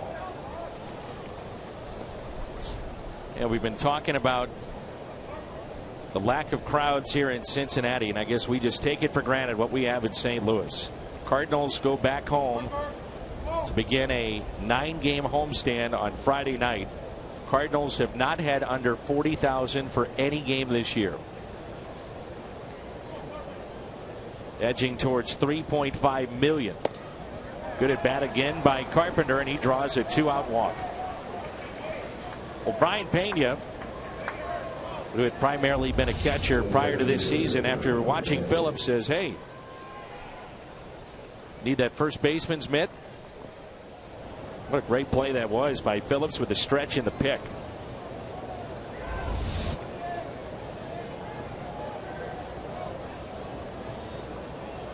I wonder whose glove that Pena borrowed to first start playing first base this year. Never made a start there and only had a couple appearances in his career.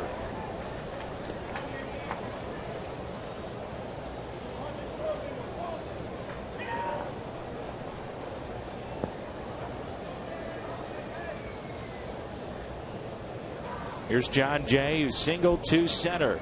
He's also struck out. A changeup.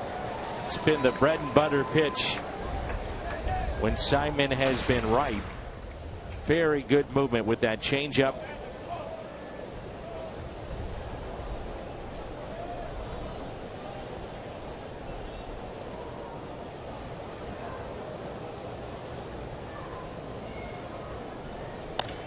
Up the middle, off the glove of Simon. Cozart will step on the bag.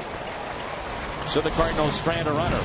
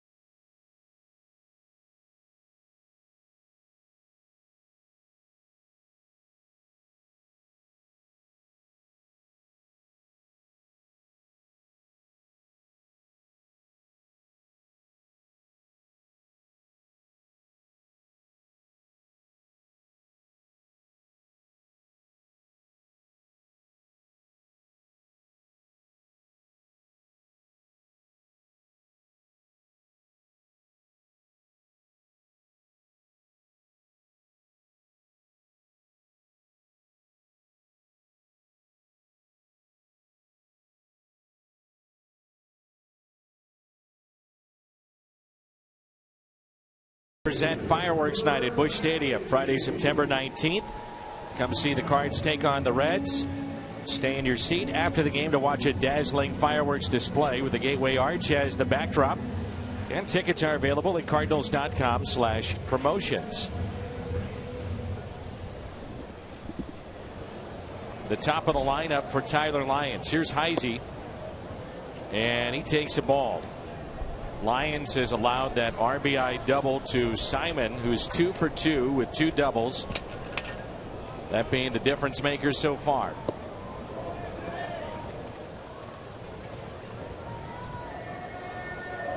It's the first run that he's allowed since coming back up to the big leagues.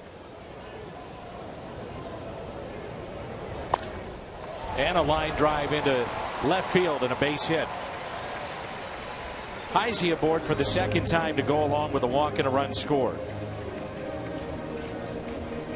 I think the question right now is how deep can you go with Tyler Lyons? Just how far can he get in this game? Well, now that you're trailing by 1, he could definitely go long enough until he hits again. But hopefully his offense will take over and get him a lead and maybe see if he can go 5 or 6 innings in this game.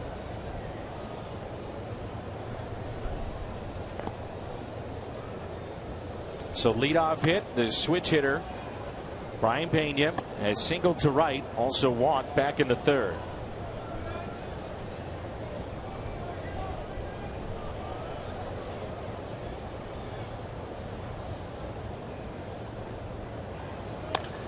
Double play ball.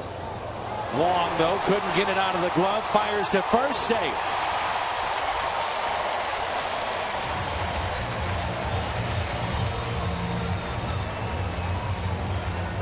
What frustrates you in this game is a ball that should have been caught in shallow right off the bat of Jay Bruce. This would have been a tough double play, but should have been a double play. Bruce wound up scoring on the double by Simon. Wong has committed an error in this series. We'll see what the official scoring is here. It is an error on, scratch that, they do give him a base hit. So base hit for Pena, and it brings in Todd Frazier. Like you said, Dan, it would have been a tough double play, but I'm sure if you ask Colton, he'll tell you that he should have made the play, or at least got at least one out. A little tougher work for Tyler Lyons. Derek Lilowitz came out, showed him a little vote of confidence, and said, hey, keep on getting those ground balls and we'll get you out of here. So here's Frazier.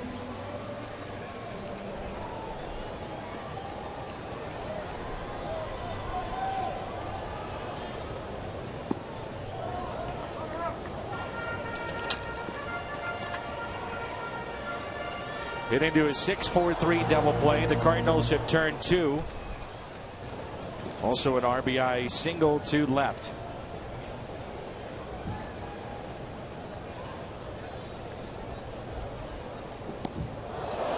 And that gets away from Molina on a pitch up and in, and the runners advance to second and third. Whether he's crossed up or not, it looked like it should be a pass ball.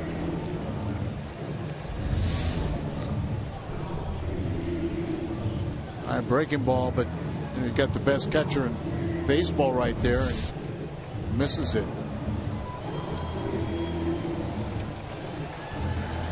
The defense last 2 innings could be the story in this game as Manus is getting loose. Again, a ball that should have been caught in right, and now missed opportunity on the double play. Todd Frazier at the plate. He's hitting .241 with runners in scoring position. Good pitch in on his hands. Last time up, he hit into a double play. Tyler Lyons induced that one. The pass ball makes it problematic. You know, Maine is so good at getting double play balls, but it's no longer in order right now. Stan, the league leader in home runs with 37. Frazier with 25, and that pitch taken high. 3-1. Pirates have retaken the lead. They lead 4-3 at Philadelphia. Cardinals didn't just worry about their game. The other thing you think about too when you don't have plays being made behind you as a young pitcher, does he get a little unnerved? And we've seen that with some pitches that have been up and way out of the zone. All you can do is control what you can control. Don't worry about other people's jobs. But you're absolutely right. It does. Oh, and it goes against Frazier, and Lyons needed that. Big strikeout in his second tonight. Well, it looked like it was a high pitch. Breaking ball. It gets right at the top of the strike zone. No argument from Frazier. And here's Devin Mesoraco. They will walk Mesoraco, and you would not do this hardly ever, if ever, prior to the injury to Brandon Phillips. But you're going to walk the bases loaded to pitch to Brandon Phillips. And you wonder if they'll go and bring in the double play specialist, Manus.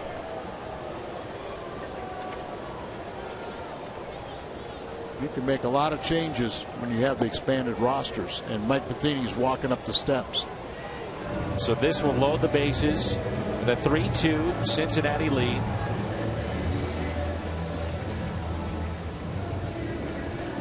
And that'll be it. So Lyons will give way to Seth Manus, and the bases will be loaded, and Phillips the hitter when we come back.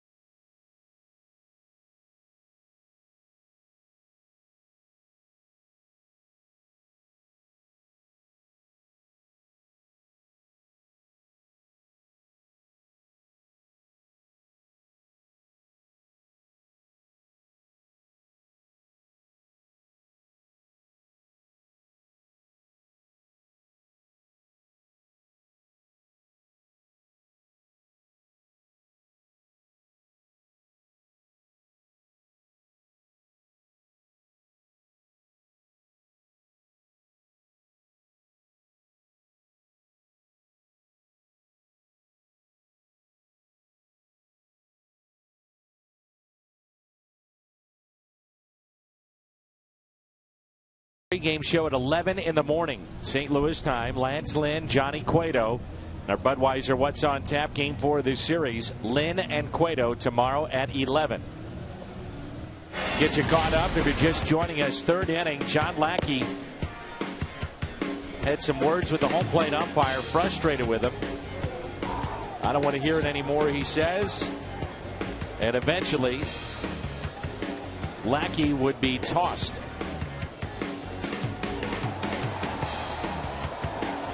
At that point, the Cardinals go to their pen. Tyler Lyons, now he gives way to Seth Maness. And it's the bases loaded with one out here in the home half of the fifth. And the Reds with a 3-2 lead. Mr. Double Play is on the mound. He's tied for first this year with his 12 relief double plays and 28 the last 2 years, his first among all major league relievers. Seth will give up some hits, but when he's got the magic working, he'll get that ground ball. And see where they're playing with the bases loaded here. Can he drive the baseball? He's trying to gut it out with that sore thumb. This year he is hitless with the bases loaded. With runners in scoring position, he's hitting .283. It's 2 for 4 off of Maness. He's had 3 opportunities in this spot. 1-0 pitch. 1 ball and 1 strike. Seth gets the ball down. They usually just pound it in the ground. Gets the ball up, gives up line drives, but also has a very good changeup. And it looks like they're playing for the play at the plate. Great numbers with the bases loaded.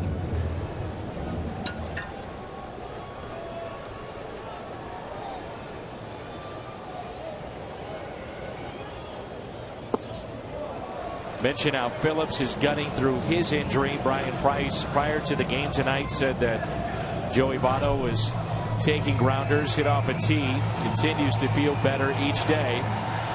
But right now, Maness worried about Phillips. 2 balls, 1 strike. Cardinals have turned 2 double plays tonight. Good pitch down and in. See that really good sinking action on that delivery.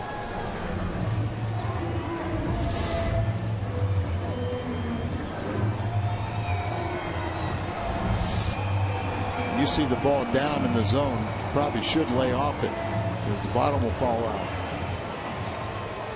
Like all good sinker ball pitchers, the hitters say we try to get him up. 2-2. See that ball up there produced a lot of sac flies. But you just watch how Phillips is trying to attack the baseball, and he does not seem to be right. Remember, he and Yachty went out the same day, July the 9th. With basically the same injury to their thumbs. And knowing that, the Cardinals have pitched him in this series. See Molina set up in there, and now 3-2. Yeah, his was not as severe as Yachty, and he came back about a week earlier. But Yachty beat the doctor's prognosis by about 4 weeks. Big pitch in this game right here.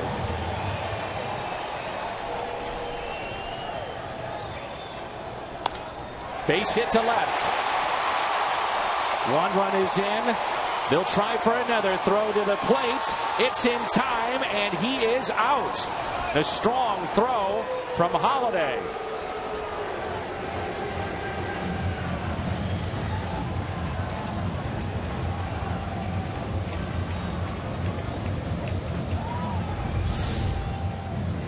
He pulls it through on the left side, so the 1 run will come in, but Brian Pena, a catcher by trade, lumbering in, and Holiday makes a good throw. Yachty gives him a lane, and they tag him out. By the way, there has been an adjustment on Rule Point 7.13, which is the lane rule, as Jay Bruce digs in, and that pitch is taken low. Without going through all the minutia of it, Major League Baseball is saying we're going to use common sense. Right, and that's an improvement. And they wanted to clarify that before we get into postseason play. If it appears like a guy is going to be, run into an out, it really doesn't matter if the catcher's in the lane. If it's bang play, they'll try and use the modern or the rule where it's in place. But if it's a basic play, the guy will be out. How about Matt Holliday? That's the second strong throw we have seen from him on this trip. Right on the money to Yadier Molina to get Pena, who, by the way, has reached base 7 consecutive times. Here's a 2-1 pitch to Bruce. He rips it into right, but there's Wall. Playing into shallow right field, and Bruce hits a bullet right to him. Could have been much worse. It's 4-2.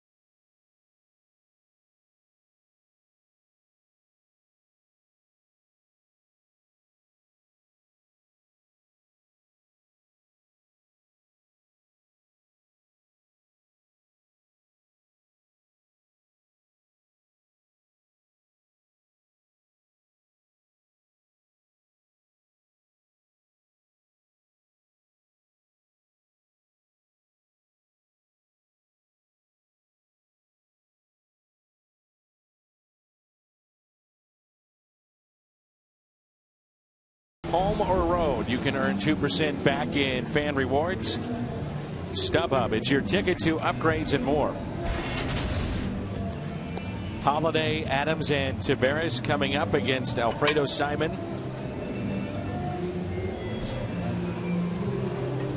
Matt Leche is up here working. He wants to say hello to his wife Gina, his daughters, her son Owen, and Cece.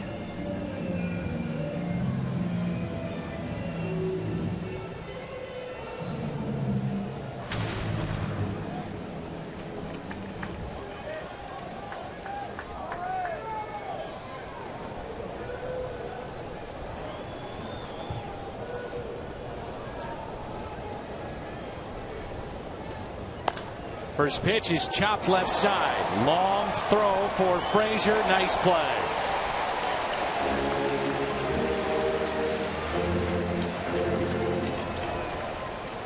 We replace Scott Rowland here at third base, and at times he'll make some good plays.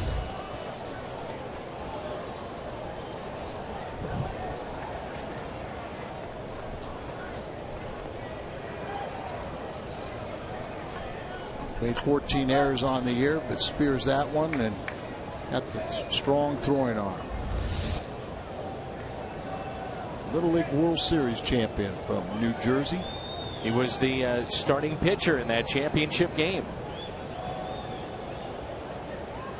Now Adams in a pitch that's up in the zone. That was pitch number 89 from Simon.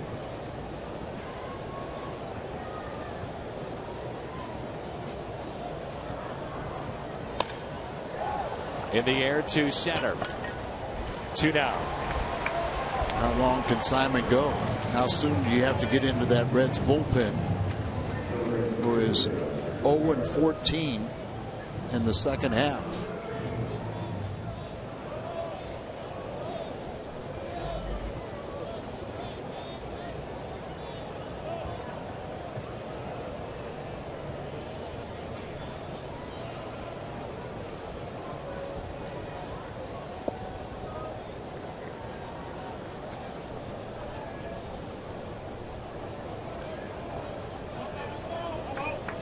Oscar 1 for 2 today, drove in a run.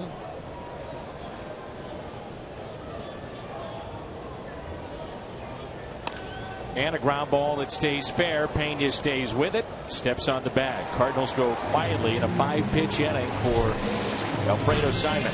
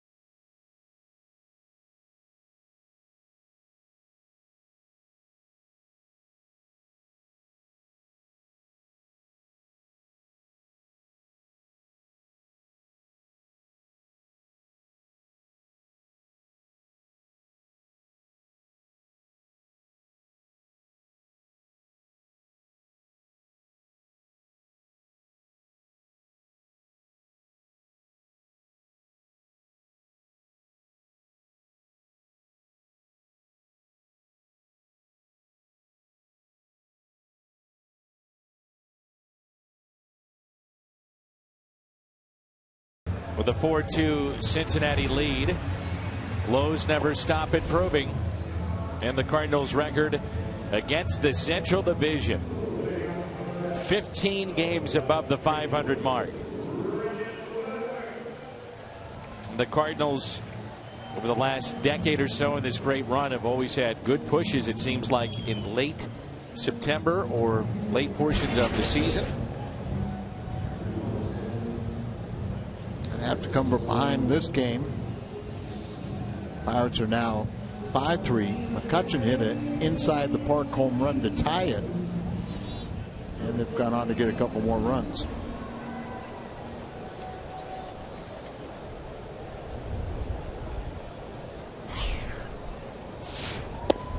Ludwig takes a strike from Seth Maness. I always thought Ludwig was a good low ball hitter. So we'll see what he does against the sinker ball.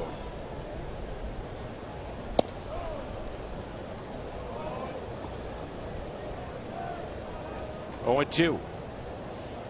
Just a 5-pitch, top of the 6th for Simon. And he is due up third for the Reds in this inning. The pitch low, held on to by Molina in the tag. And Maness has a strikeout. And not exactly what you Cardinals would want to do. They want to work that pitcher a little bit, get into that bullpen that much sooner. And Simon is at the on-deck circle. So he's been one of the biggest hitting stars for the Reds tonight. Yeah, you're thinking if it's a inning in which he had to labor a little bit, they pinch hit, but 5 pitches, that makes that decision much easier. Yes, it does.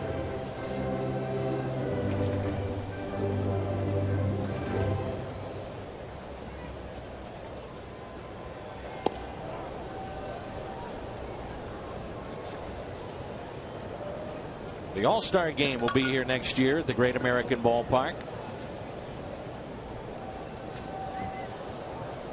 And one of the top questions on everybody's mind, will Pete Rose be a part of it with it being here in Cincinnati? Will he be reinstated by Rob Manfred, the incoming commissioner? Now, they have allowed him to partake in certain festivities for the Reds. And that's something they didn't do for many, many years. But he's part of the all-century team. Sure.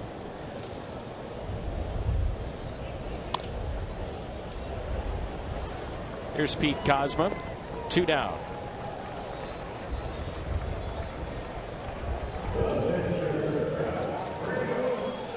With 2 outs, nice round of applause for Alfredo Simon, who is 2 for 2 with a pair of doubles. While we have a moment, the AT&T fan photo.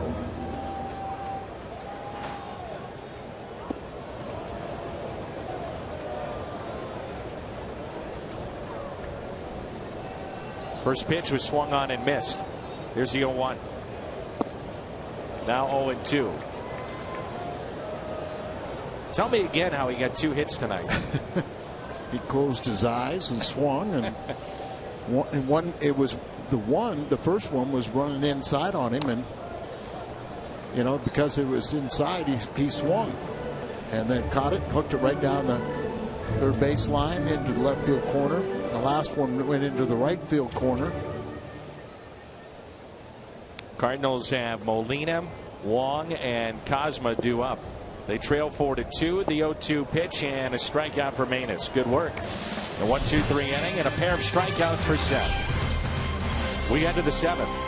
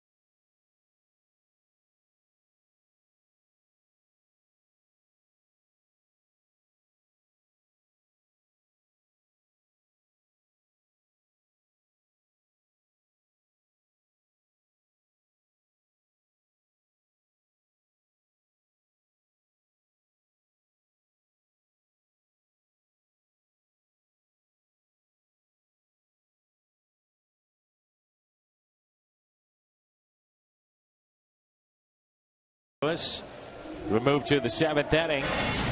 Alfredo Simon has played a big role in the lead for Cincinnati tonight. Pair of doubles. The second one included an RBI to drive in Jay Bruce. That made it 3-2. And then Phillips would add an RBI. But he's paid to do this, get people out. And so far, he's been pretty good at it tonight. He was an all-star this year. So he won 12 games in the first half, trying to win just his second game in the second half. Already career highs in just about every statistical category. As last 2 years, he's been pitching out of the bullpen. When Latos got hurt first day of spring training, he became the 5th starter. And he looks like he wants to be in the rotation. Here's Molina. The first pitch taken high. It was a 5-pitch. Top of the 6th for Simon. Molina tonight is grounded out and singled. You can see 93 pitches. They've got activity in their bullpen. Good cut. Just wonder if the Cardinals would have been a little more patient. Could they have knocked him out last inning? Carlos Martinez getting loose in the Cardinals pen. Manus is due up 4th.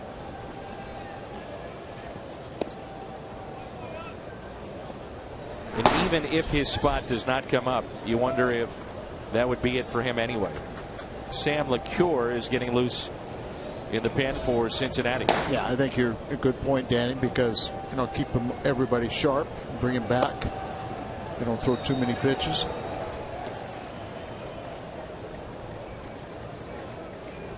And you think about, Manus, Nishak, and Rosenthal all gotten a little bit of rest, much needed rest for the stretch run. Brewers have a 1-run lead, 1-0 in the top of the 4th over the Marlins. Pirates 6-3 over the Phils. That's in the 6th.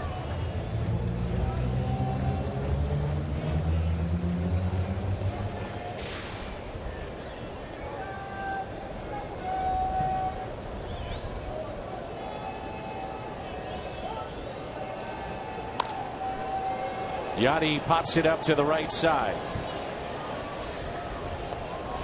Phillips in foul territory makes the catch. Pena went over to make a friend in the stands.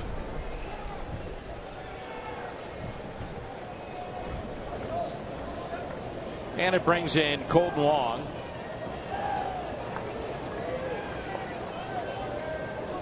We have our big Tony La Russa night coming up, an evening with Tony. That's on Monday. And I want to make sure we extend an invitation to the Brennemans, in particular Tom. Big fan? Big fan. Backing up Ludwig. There's a look at Tom Brenneman. We'd like to give him a little trouble about the Cardinals and Tony La Russa, and there's Chris Welsh on the left. But an evening with the Cardinals is coming up. And Tony La Russa, that'll be on Monday night. Cardinals.com/La Russa. And just a handful of tickets remain, even if we do add the Brennemans. Yeah, but they're welcome, Al. That's also Whitey Herzog's golf tournament on Monday. Cardinals.com/La Russa. 2 outs. And a strike to Pete Kozma. Cardinals need to get going offensively here. Their last base hit was in the 5th by Kozma.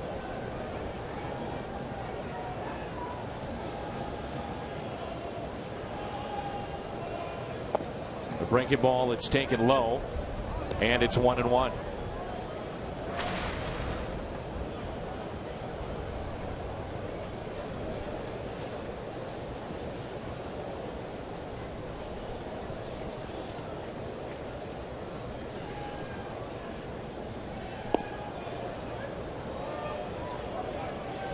Scalzo on deck if Pete can extend it.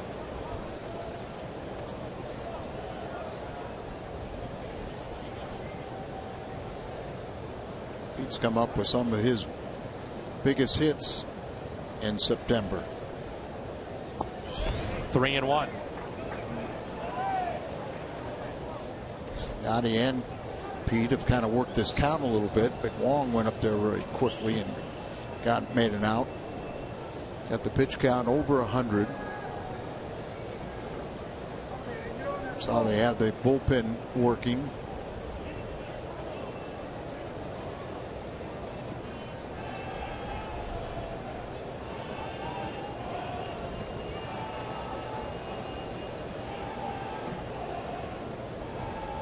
The 3-1 pitch. 3-2.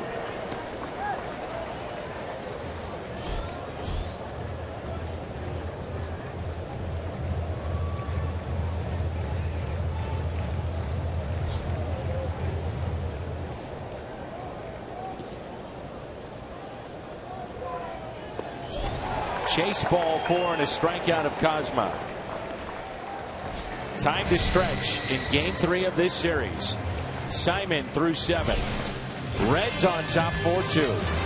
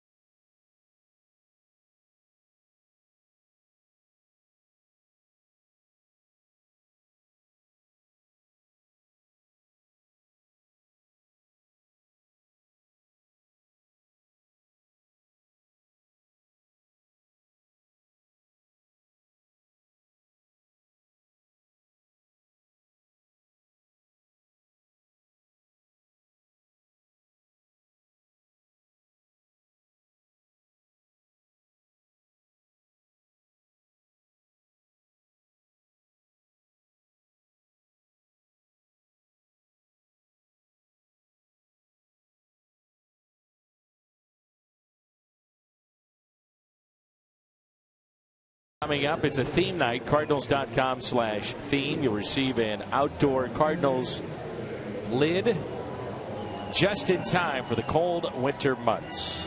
Also, Cabela's is sponsoring that. Drury Brothers will be there for a private Q&A. Should be a fun night, outdoors night coming up. So it's Carlos Martinez as we move ahead to the bottom of the 7th. Young flamethrower for St. Louis, and our Chevy Colt to the pen. His 48th appearance, and he seems to be getting better as we go along here late in this season. No question, Dan. He made 7 starts. He had a 4.45 ERA. This will be his 45th relief appearance, 4.40 there, but just throw all those numbers away because the way he's come back and the confidence, Mike Matheny's using him, he looks like the weapon he was a year ago when he dazzled everyone with his electric arm. That good breaking ball, but you have to respect the velocity of his fastball. So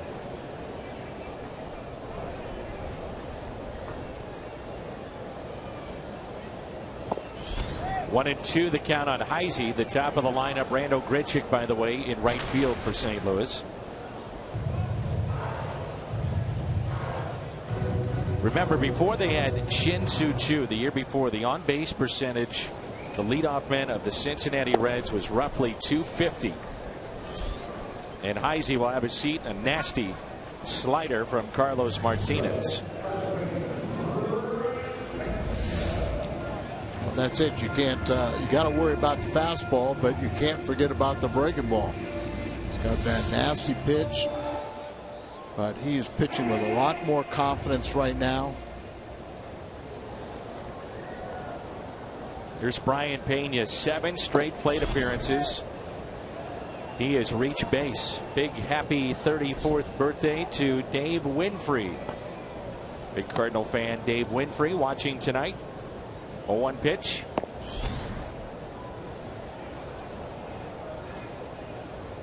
No relation to Oprah.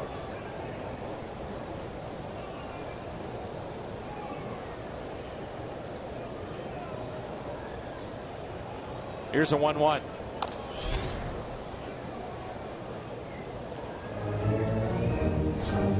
Attendance tonight 26,631. 26631.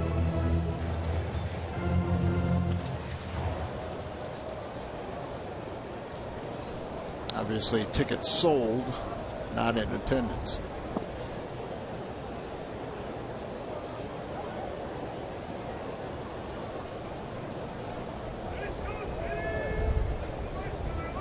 Dan, the Cardinals have not really done a lot of damage the last 3 innings of a ball game, but they are getting better. They only had 2 come from behind wins in the first half and 7 in the second half. Come from behind from the 7th inning on. It seems like that's happened in the last 2 to 3 weeks. It really does. 3-2 is hit towards second base. Colton Long. Alfredo Simon tonight with 5 hits allowed. Cardinals jumped down to a 2-0 lead. They trail now 4-2. And it brings in Todd Frazier. I kind of have Simon's night finished, but we'll see what Brian Price is thinking.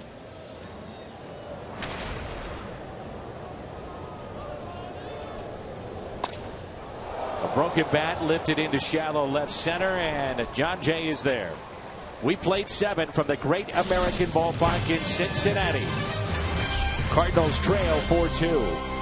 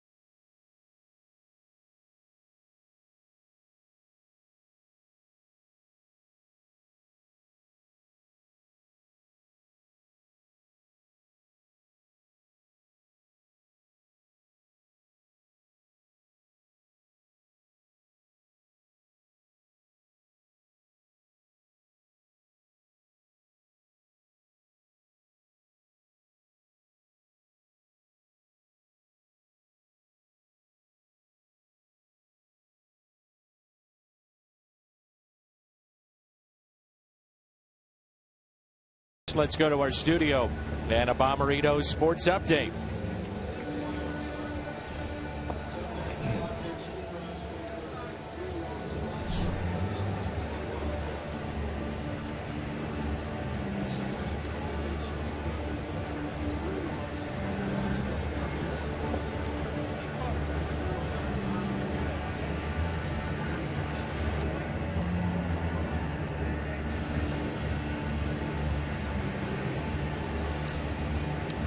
The Mazda game summary. John Lackey ejected in the third inning. That's the big story tonight from the Cardinals' perspective. Matt Adams 1 for 3 with an RBI. Alfredo Simon with 2 hits, a pair of doubles, and an RBI. Ryan Ludwig is 1 for 3 with a home run. Mazda game summary, and Sam LeCure, a right-hander, appearing for the 55th time, comes in for Cincinnati. Went to high school, Jefferson City, Missouri. Makes his home now in Kentucky. In his last 7 appearances, he's had a 2.25 ERA.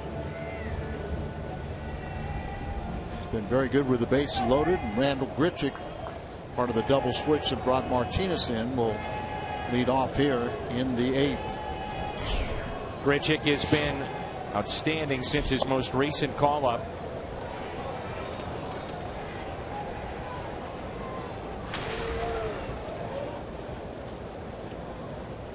3 for 3 in this series, but you're right.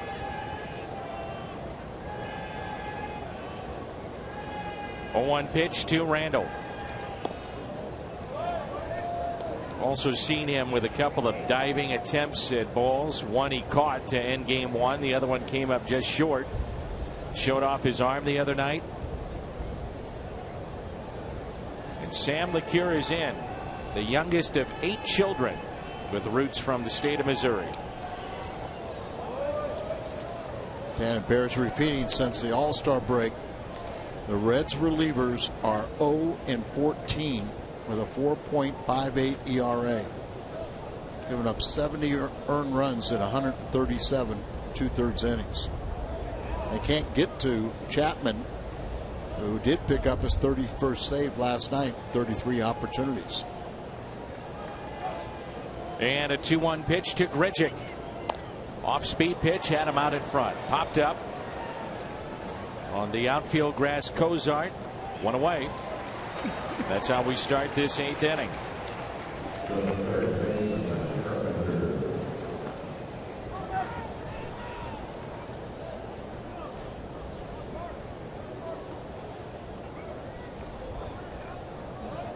Make sure you stay with us on the post-game show. Jim will have all the reaction from the clubhouse, and I'm sure much of it will center on the ejection of John Lackey. Troy Mercio is here. He wants to say hello to Catherine, his wife, and daughters Megan and Faith. Troy come up to see his good friend Skip Schumacher from St. Louis. 1 out and nobody on. Top of the lineup. You're going to get to the Reds tonight. This is the time to do it in the 8th. Chapman would be set to go for the 9th. We saw him last night.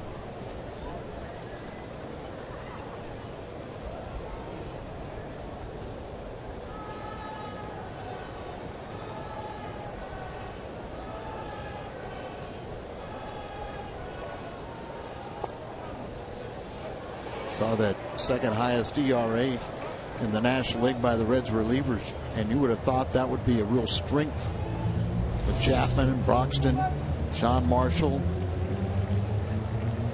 A lot of movement in that ball from McCure, but injuries.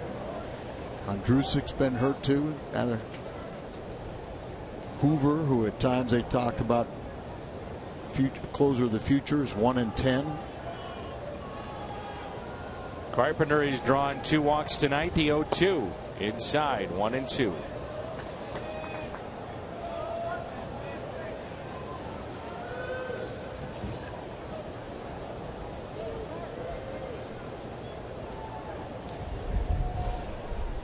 Cardinals jumped out to a 2-0 lead. Cincinnati got a run in the 1st, the 2nd, and again in the 4th and the 5th.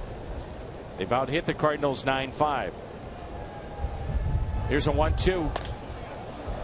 Center field. 2 down.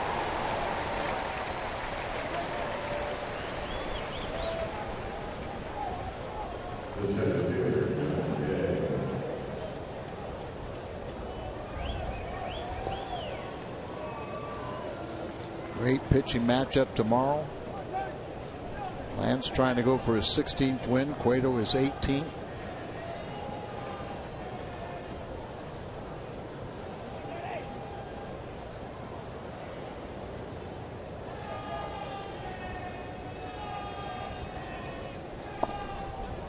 Pitch taken down and in by John Jay.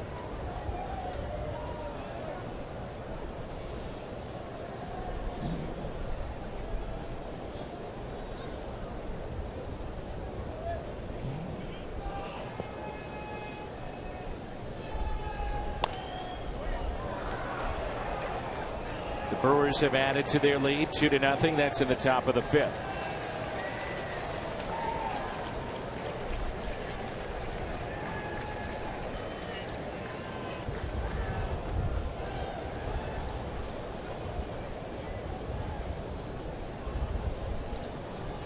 Holiday on deck. The key is right now, give him a shot with a man on to tie it up. Jay in the hole, 1-2. Showed earlier a question from Stan McNeil. Is John Jay the MVP of the second half? You might say, is he the player of the year for the Cardinals?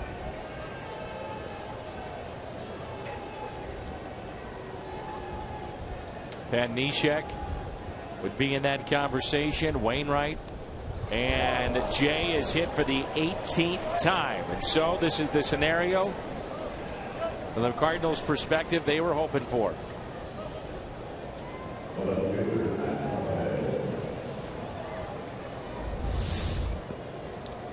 That breaks the tie between John Jay and Holiday, who's been hit the most in the major leagues this year.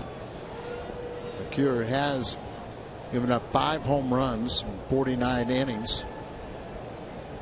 Matt, it's been a while since he's hit his 16th home run. It was on the homestand. He got off to a torrid pace. Still been a great clutch hitter for the Cardinals. Holiday with a base hit into center field. Jay will stop at second base. The tying runs are on. Potential go-ahead run will come to the plate in Matt Adams. And Matt Adams has hit so well in this ballpark. Long balls have been a factor, but Brian Price will bring in a lefty, and Matt will have to hit it off the southpaw. You wonder how intrigued the Cardinals may be with Xavier Scruggs as well.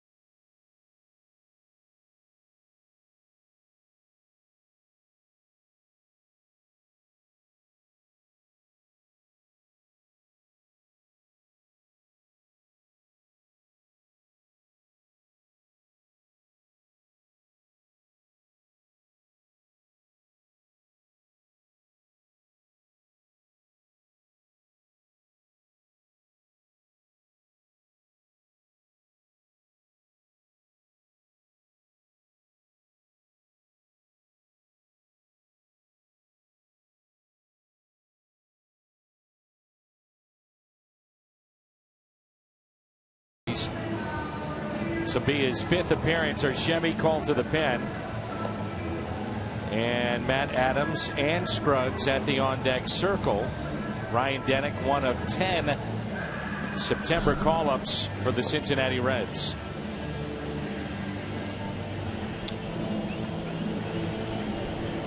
Scruggs will hit for Martinez if Matt Adams can do something. Matt is 1 for 3. Got the Cardinals on the scoreboard with an RBI double in the first inning. And into a double play and lined out to center. That's 193, but 3 home runs, 13 RBIs, and this is a ballpark he loves to hit in.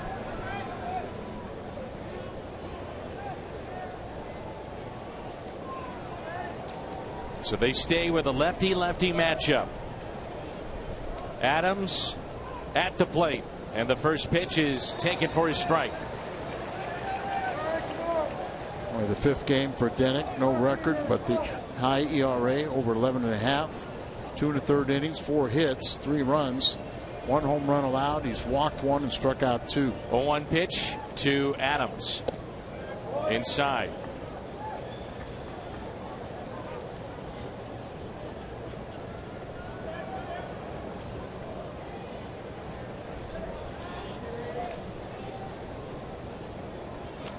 Matt is hitting just 193 against lefties.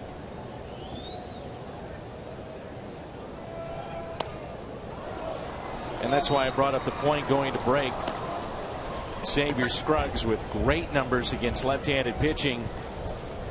Granted, in the minor leagues, but 109 at bats for Adams, 3 home runs, 193 average. We'll see if he can come through here. Scruggs is on deck. But you know what? I mean, Denick's a minor league pitcher too, so Scruggs hit 350 this year off of left-handed pitching.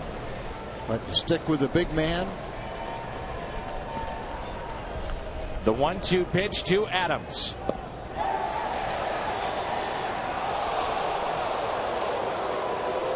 Two and 2. More pitches that Matt will see off this lefty. You'll get a good read on him.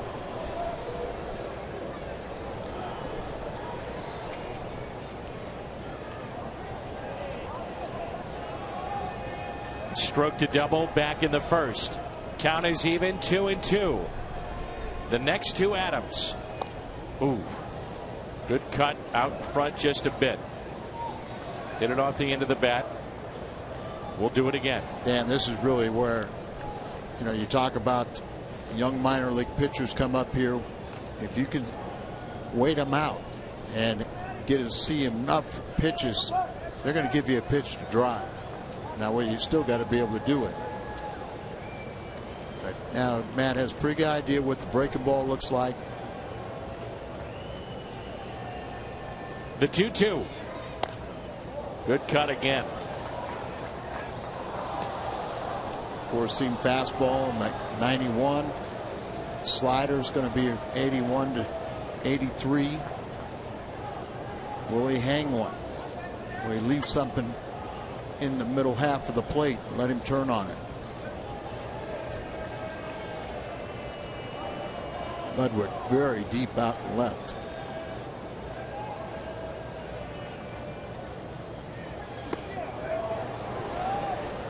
Three and 2. Runners off with this pitch. Jamison McCurdy celebrating a birthday and hoping that Matt Adams can come through here. Never misses a game on Fox Sports Midwest. We'll see if Matt can't come through. Adam out in front. Popped up.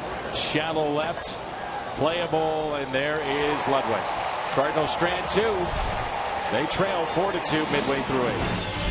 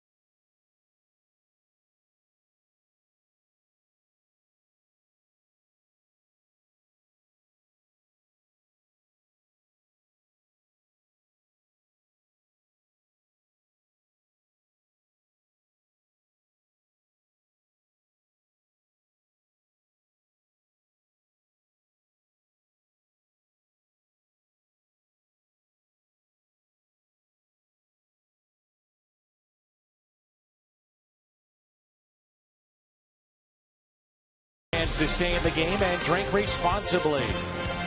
And by Ford, the official cars and trucks of the St. Louis Cardinals. Mesoraco, Phillips, and Bruce due up for Cincinnati as we move to the home half of the 8th in the second inning of work for young Carlos Martinez. Had a real efficient inning.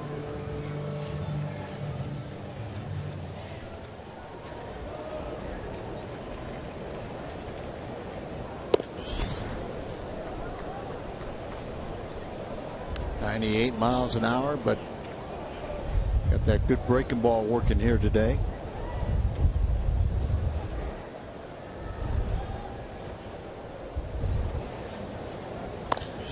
And a grounder hit to short. Cosmo. One away.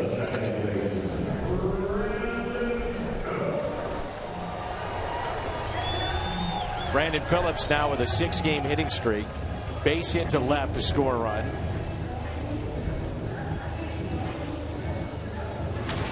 It's a big insurance run that he got, that base hit off of Manus with the base loaded in the 5th inning. Roldis Chapman, the hard-throwing closer, the lefty of the Cincinnati Reds, getting loose in the pen. There's strike 1 to Phillips.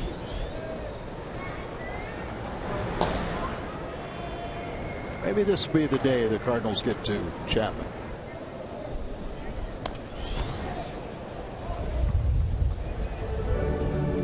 Right now, the way that Martinez is throwing, you're going to see him used, I think, in higher leverage situations as we have just, 17 games remaining. So he's earning these spots.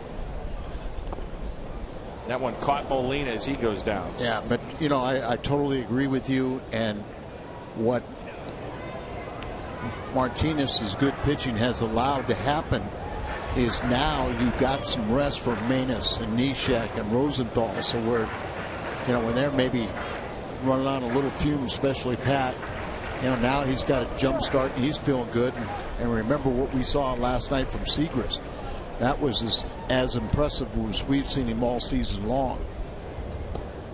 He told our Jim Hayes that he thought he found something and put it into practice, and he was outstanding last night. Mike Matheny was talking about even his warm-up tosses, how much better it looked, and so they were anticipating seeing that type of result, and it was good.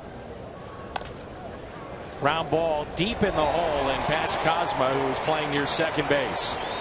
Now they have Carpenter on the line, so he has no chance of getting that ball between Cosmo and himself. This copyrighted telecast is presented by the authority of the Cardinals and may not be reproduced or retransmitted in any form. And the accounts and descriptions of this game may not be disseminated without the express written consent of the St. Louis Cardinals. Here's Jay Bruce. You look at 2 plays defensively not made tonight by the Cardinals, and it has cost them. One of them was a bloop base hit to right, and a ball for all intents and purposes should have been caught. Jay Bruce eventually then was driven in on a double by Simon, and then inning later, potential double play ball ruled a hit. Could have been a double play, and a run came around to score after that. That's your difference in the game. 4-2.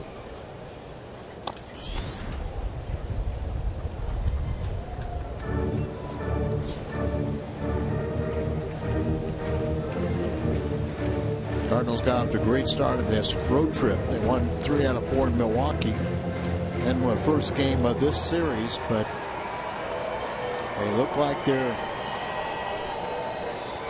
wanting to get home. Didn't lose any ground last night, but they have the potential to lose ground to both Pittsburgh and Milwaukee.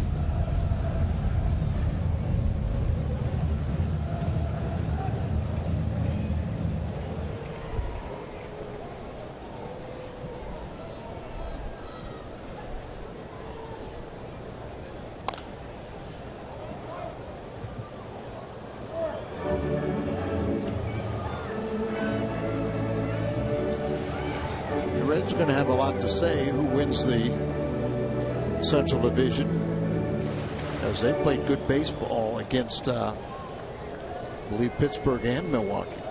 They had the second best record in the Central Division to the Cardinals.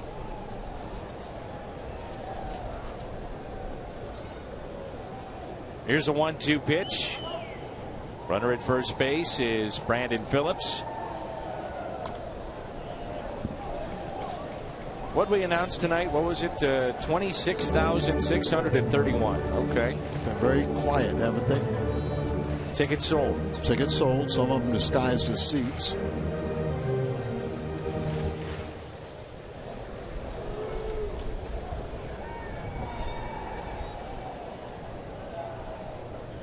$26,631.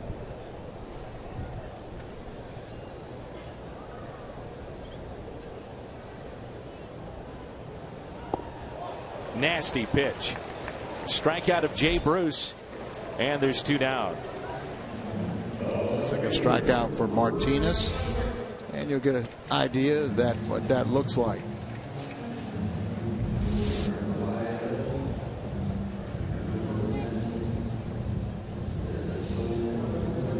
Here's Ryan Ludwig.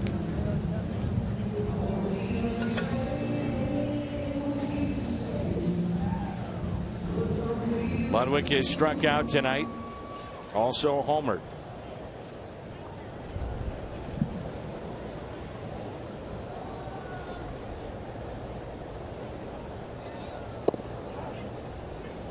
A slider for strike 1.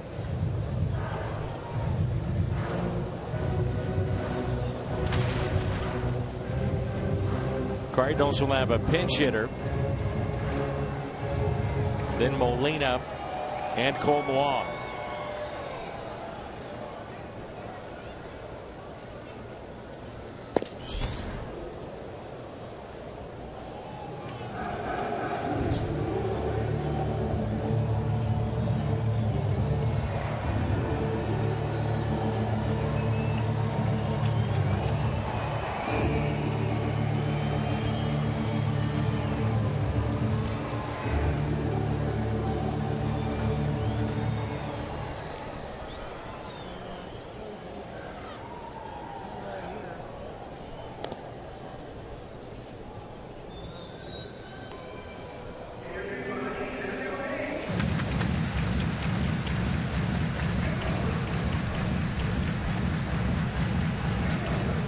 One ball and 1 strike with 2 outs.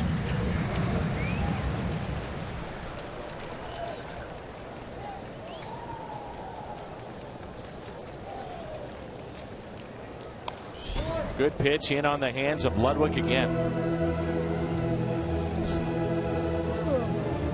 Gotta have some pitch quick at hands. 99, and we've seen Al in the past. Ludwig with his stance, and that's why he's had issues. He dives out over the plate. He's had a lot of issues with his wrist and his hand being hit by pitches. And you're going to be a little quicker when you see the velocity of Martinez.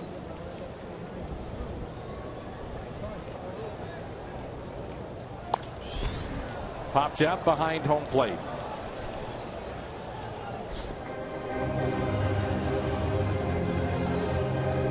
What do you think? Letty going to call it a career? My gut tells me yes. Skip Schumacher, I know, is going to have off-season shoulder surgery as he separated his shoulder in spring training. Missed a big portion of the season, but he got another pitching performance this year. Pitched well, but the shoulder's still barking. Pulls it down the left field line, but foul.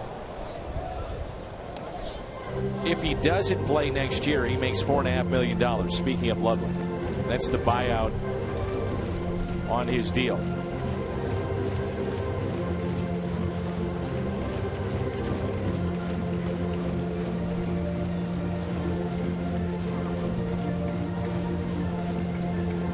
Of 35 years of age. And approximately how much if he plays? Double that? Something like around that? 7 or 8, yeah.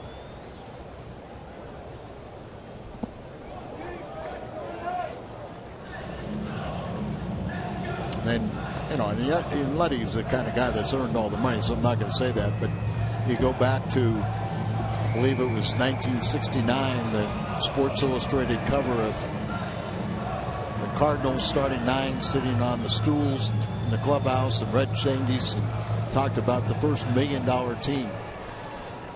And that was combined of their 40-man roster. It was just under $1 million. 2-2 pitch. Nice play by Molina. Keeps Phillips at first base. That was with the likes of Gibson, Brock. You know, you had Roger Maris in there, McCarver, Javier. Roger Maris would have been 80 today. 80? 80.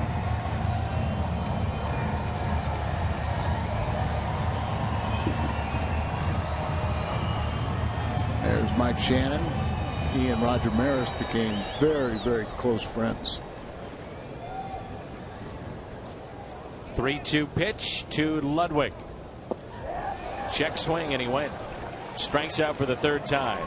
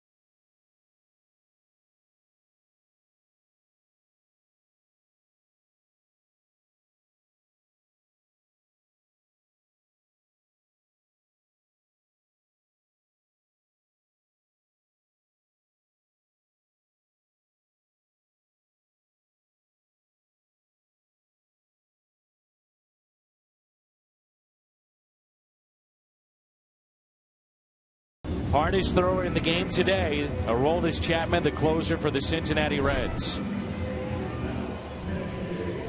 And you could make a case he has the best arm in baseball, and yet that best arm has only thrown 46 innings.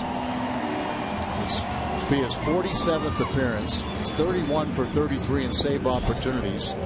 You see the good ERA. He's 0-3. He's given up 1 hit. He's hit 1 batter. He's struck out 90 this year in 46 innings, only giving up 20 hits, and he's walked only 21. Opponents are batting just 133 against him. Mark Ellis will lead it off. We saw Ellis have a pretty good battle last night with Chapman, and Hamilton takes over in center, so Heisey moves from center to left. Billy Hamilton, the speedster, in center field. Jay Bruce stays in right. Aroldis Chapman, quite the story. Cuban defector, signed a 6-year contract with the Cincinnati Reds. Grew up in a 3-bedroom house with his parents and 2 sisters. His father was a boxing trainer, and he taught Aroldis how to box, and he did not even take up baseball until he was 15. And you see his size. He's a tall guy, big guy, and when he was playing baseball, he was playing first base, and then they noticed, wait a minute, this guy can throw pretty well, and well, the rest is history. Think about a boxer with that reach of his. he's just got tremendous wingspan,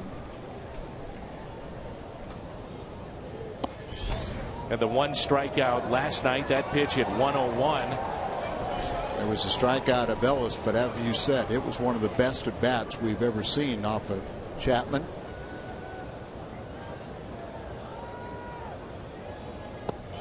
He's got his 90 strikeouts in just 46 innings. I think that his fastball is averaging 99 to 101. And it's not just here at this ballpark. It's the other guns that you may think, well, the gun here at Great American Ballpark is jacked up for Chapman, and that's not the case. That pitch is popped back and foul. It is registering these numbers wherever he goes. Well, just think of, when we were in Milwaukee, we saw Walker throw 97, 98. Last night, he was like 93, 94. So that just verifies what you're saying about the gun.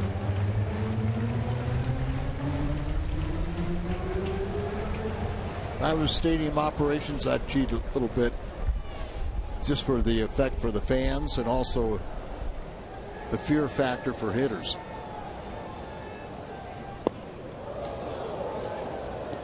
Breaking ball at 89.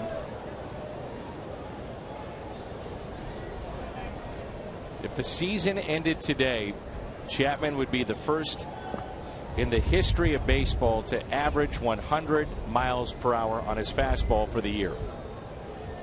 Nobody has ever done that. That's what he's doing right now. That at 102, Chapman shattered the bat of Ellis, and there's one away. Peter Borges will have a crack at Chapman.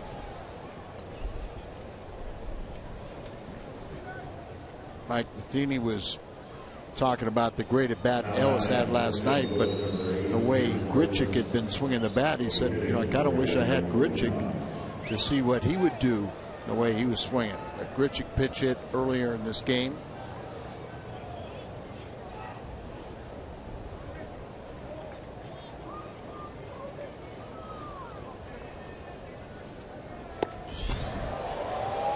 Strike one.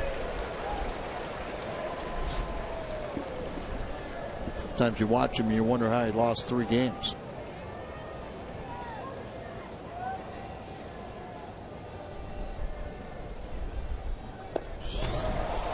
.103. And then you have the debate, is he better off pitching in the rotation?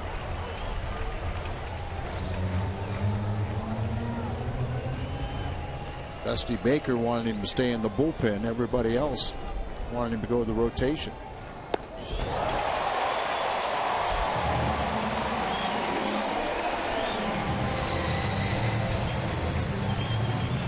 Two outs here in the top of the ninth. Back-to-back outs for Chapman. Alfredo Simon, our Budweiser player of the game. Pair of doubles, RBI, but what he did on the mound, 7 innings, 5 hits, 2 earned runs allowed, walked 3, struck out 5. He pitched very well and in line for his 14th victory. Tommy Pham. Good luck, kid.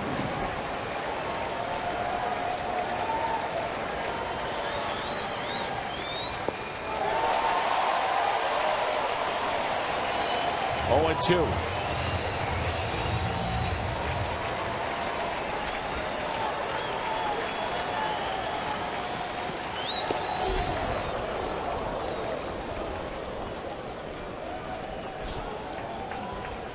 Even the umpire ducks just a little quicker. The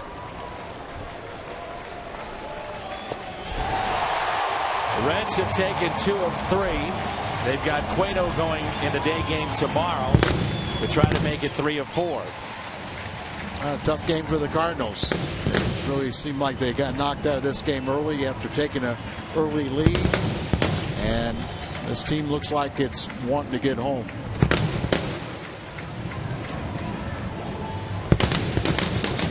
So the Reds hold on by the final of 4-2. It's the postgame show. It'll come your way next. Missouri Lottery, Cardinals Live.